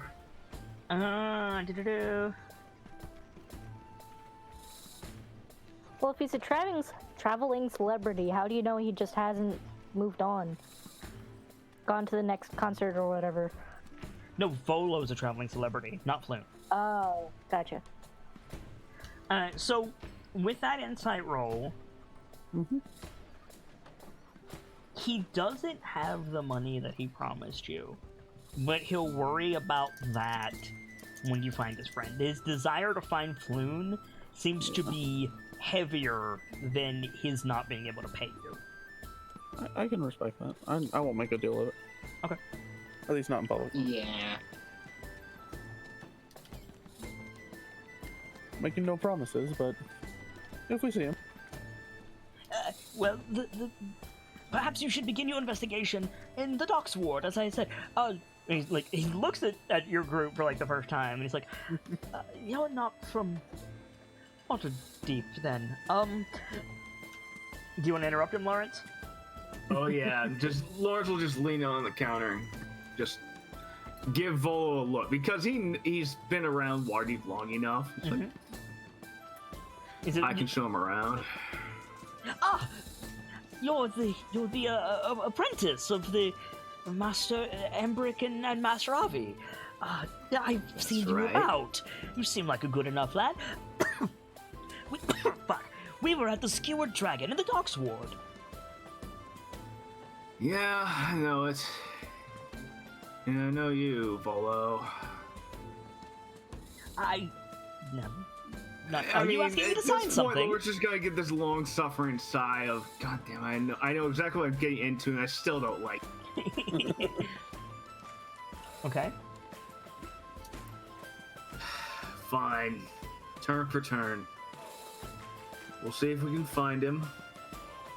Then we'll get lucky and we'll find Pierce's friend too. It's the first you've heard about Pierce's friend. I mean... But I guess you're not going to say that in front of Volo. Well, no, but... I mean, I heard Pierce mention him, yeah? No. You heard him mention him just now. You haven't had a conversation with Pierce yet. Yeah, no, we got in and it's all bang, bang, bang, bang. Yeah. Oh, well, you were all talking. Okay, I was under the impression like Pierce mentioned that you know they were looking for him too, and I was frogging up. Pierce mentioned that he was looking for Obvious for the first time just now. Right. Mm-hmm. No, what I had said was that while you were all talking, Brayden's behind you, writing it all down. Okay. But Lawrence just gives a shrug on his shoulder and says, "If I can spare the time, we'll see what we can do. Wouldn't be the first time we got in trouble." 1,000 thanks you all the same. I do hope it doesn't involve us going down there again. As you look over your shoulder and people are like tossing the bodies back down the hole. Thankfully. Oh, yeah, shoot. let's avoid that. I don't want to have Dernan bar me from here. This is where I go to relax. What's up, Connie? Probably not. Did we miss the opportunity to turn in bugbear heads? No, Dernan's all the whole thing. Okay. So Volo nods, and he leaves the bag on the counter, and he says, as I said, I'll be either here or at the estate that I keep. If you can find Floon, he'll know where to find me if he's in good health, and if he's not, well, Dernan knows how to find me if I'm not here. I think I've had quite enough excitement for one evening. Well, you have yourself a good rest of the day. Haven't we all? And he like mops his forehead and goes to step out from behind the bar. Do you guys let him out? Sure. Okay. You let him out. As he steps out, Sokka tries to give him a pat on the shoulder with a "Be safe and be ready for your friend to return." And he nods and yeah, he departs. The moment he's out of earshot, he doesn't have the money to pay us. He left a bag of money on the table. I'm assuming one of the others is gonna grab it. Because it was 100 per, wasn't it, or 70 per? He originally said 100 per, and then he said 70 per. Yeah. This might be all he had. So what's in the bag? Keep that in mind. There is 60 gold in the bag. Yeah. I still it's a start. 10 gold down payment for each of us. About this ahead, point, Durnan walks over again, as if nothing had happened, and he says, sorry, Parnassus. He nods at you. Durnan, sorry about that. He looks at Piers, looks at you, looks at Piers, looks at you. He yours? Yes, sir, he is.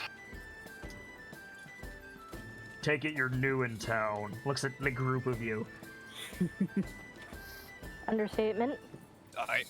Waterdeep has laws, rules.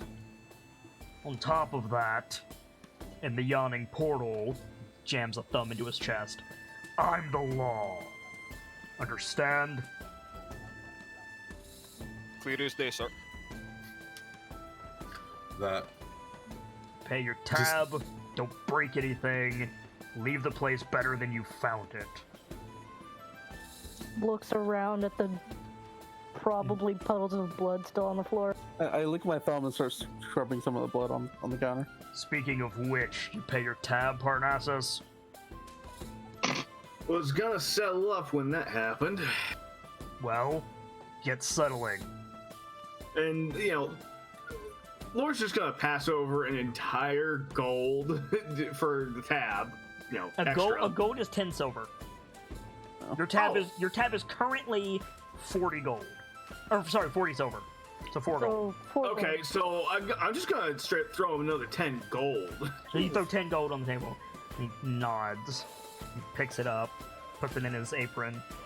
What can I get you? Some water, perhaps. How about a hood for that one? And he points at Connie. Connie, you realize when the troll knocked you out of bear form, he knocked your hood off. Heck, hood goes up. Little panic, hood up, kind of shrinks. Durnan doesn't seem to give a shit. I hope that doesn't become a running theme.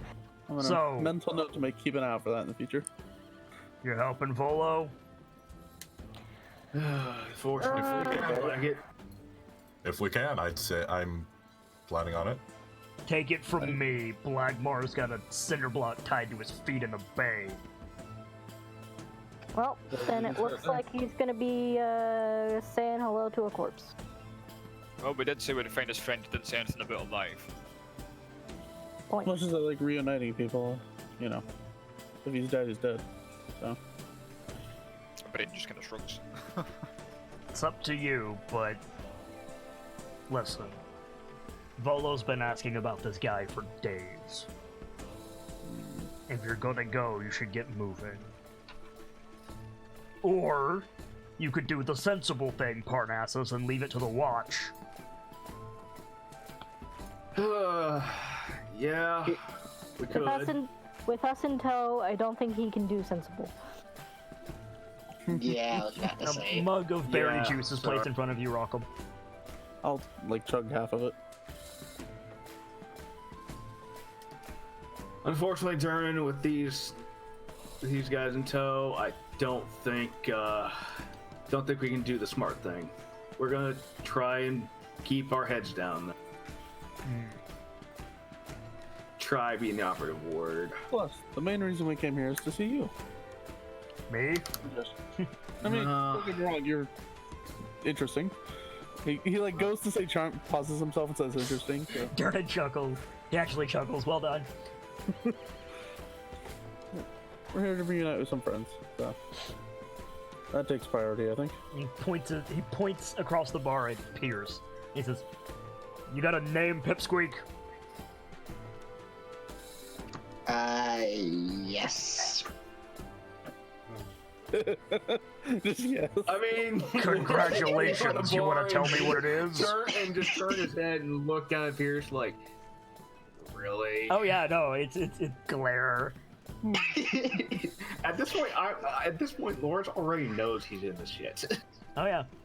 He may have said a little sad, but Dern is mad. Pierceable Averill. Pierceable. Pierce. I'm going to assume that you didn't cast that teleport spell. Nope. I'm also going to assume that whoever cast it didn't do that on purpose. Don't correct me. No, you're right. Don't do it again. Try not to. Speaking of, do you need help cleaning up in here? You did Kind of a enough. mess. Fair enough. Figured I'd offer. Sorry about the scorch marks. The brain creatures are worse, you know that. You don't know that. This is a regular thing? No. His shoulders relax visibly. If it were regular, we could plan for it. It happens randomly. Oh, that's just lovely. He goes back to being tense. Polo's involved. Are we really that surprised? Why not just, I don't know, plug it up? So, any Are you idea- kidding me? That's putting my kids through college. Point of order, it probably is. I'm the Why not wealthiest hold it? barkeep in Waterdeep because of the portal. Then why did you need Lawrence Space out so bad? So I have Because it wouldn't be a business otherwise, Pierce. To be fair, we did just defend the portal. two questions. First of all, is it always bugbears and giant spiders and trolls? Nah, sometimes it's drow, zombies, Drow boy. zombies. oozes, gelatinous cubes. Those are fun. I'm guessing there's a lot of casualties. Yeah, on their side. He grins. And Lawrence actually laughs alongside because, yeah, that is in fact, how things. I get the feeling Rockham doesn't know what half of those things were. Like the oozes and whatever drow are. Second question, and she just kind of like gestures to the pile of salt. What the hell did that? You didn't see what did it? I saw it. I don't know what it was. I don't know how it did it. I don't know how to prepare for that. Oh, God. Don't get hit by it. 2 words. Deep magic. Bad things you don't want to deal with. There's Clearly just- not. Gesturing again at the salt pile. Yeah, glad that wasn't us.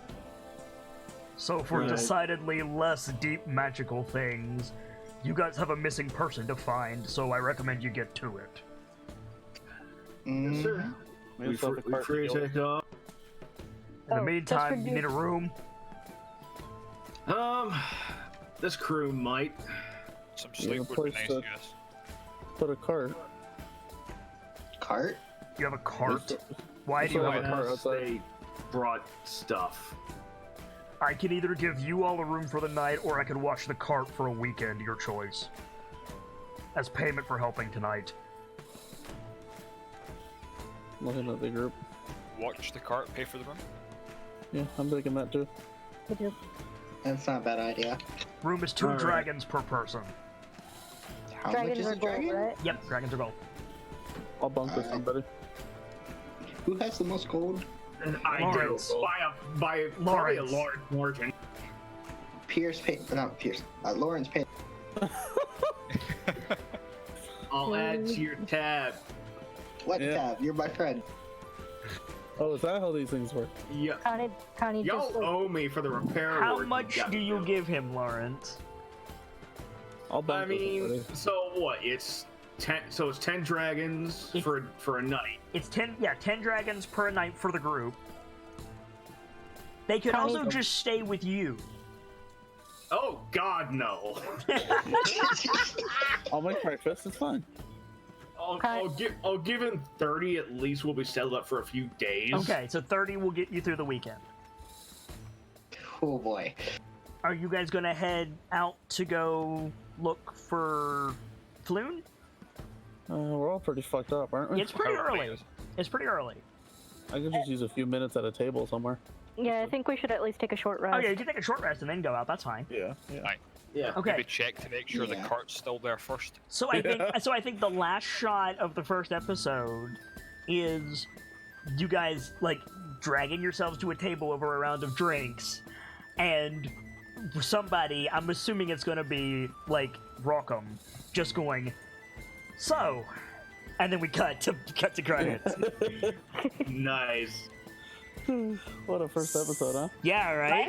We have some Really? shout outs to do. Unfortunately, That was great. Unfortunately, our dear Gamzee had to head out. Oh. So you can find him over at twitch.tv/GuyGamzee, which is this one. Excuse me. He's hanging out playing Sock'em. It was a lot of fun having him tonight, and hopefully we'll have him back next week. Brightwind, give us a shout out. Hi, I'm Brent Windink. I do art stuffs and things. My mouth is very dry because I've been talking for 4.5 hours and I have not had water yet, so I'm gonna go get some water here in a Same. moment. So yeah, I'll see you guys next week. Looking forward to more. Gracie. Hi, I'm Birchmila, aka Gracie. I do a lot of art stuff and things on Kit's channel, and I also love tabletops. So if you like either of those things, give me a And you cut off. Delta. Ew. I'm Delta, your resident Mad Scotsman. I'm usually hanging out in Kit's channel, playing Destiny, Warframe. If you ever need a hand with something, it doesn't matter what it is, I'll see what I can do. Thank you kindly. Nightfall. At food. Do food after shout outs. Alright. I am Nightfall the Kitsune. I don't think I've streamed on Twitch for over a year, so I'm not even gonna bother with that. I do Arttober stuff over here in Kit stuff. This past year was amazing, and I hope you'll join us all for next year's. Arttober suggestions are already open, so just DM those to me on Discord. Of course, Kit, the opportunity for you to do your Discord.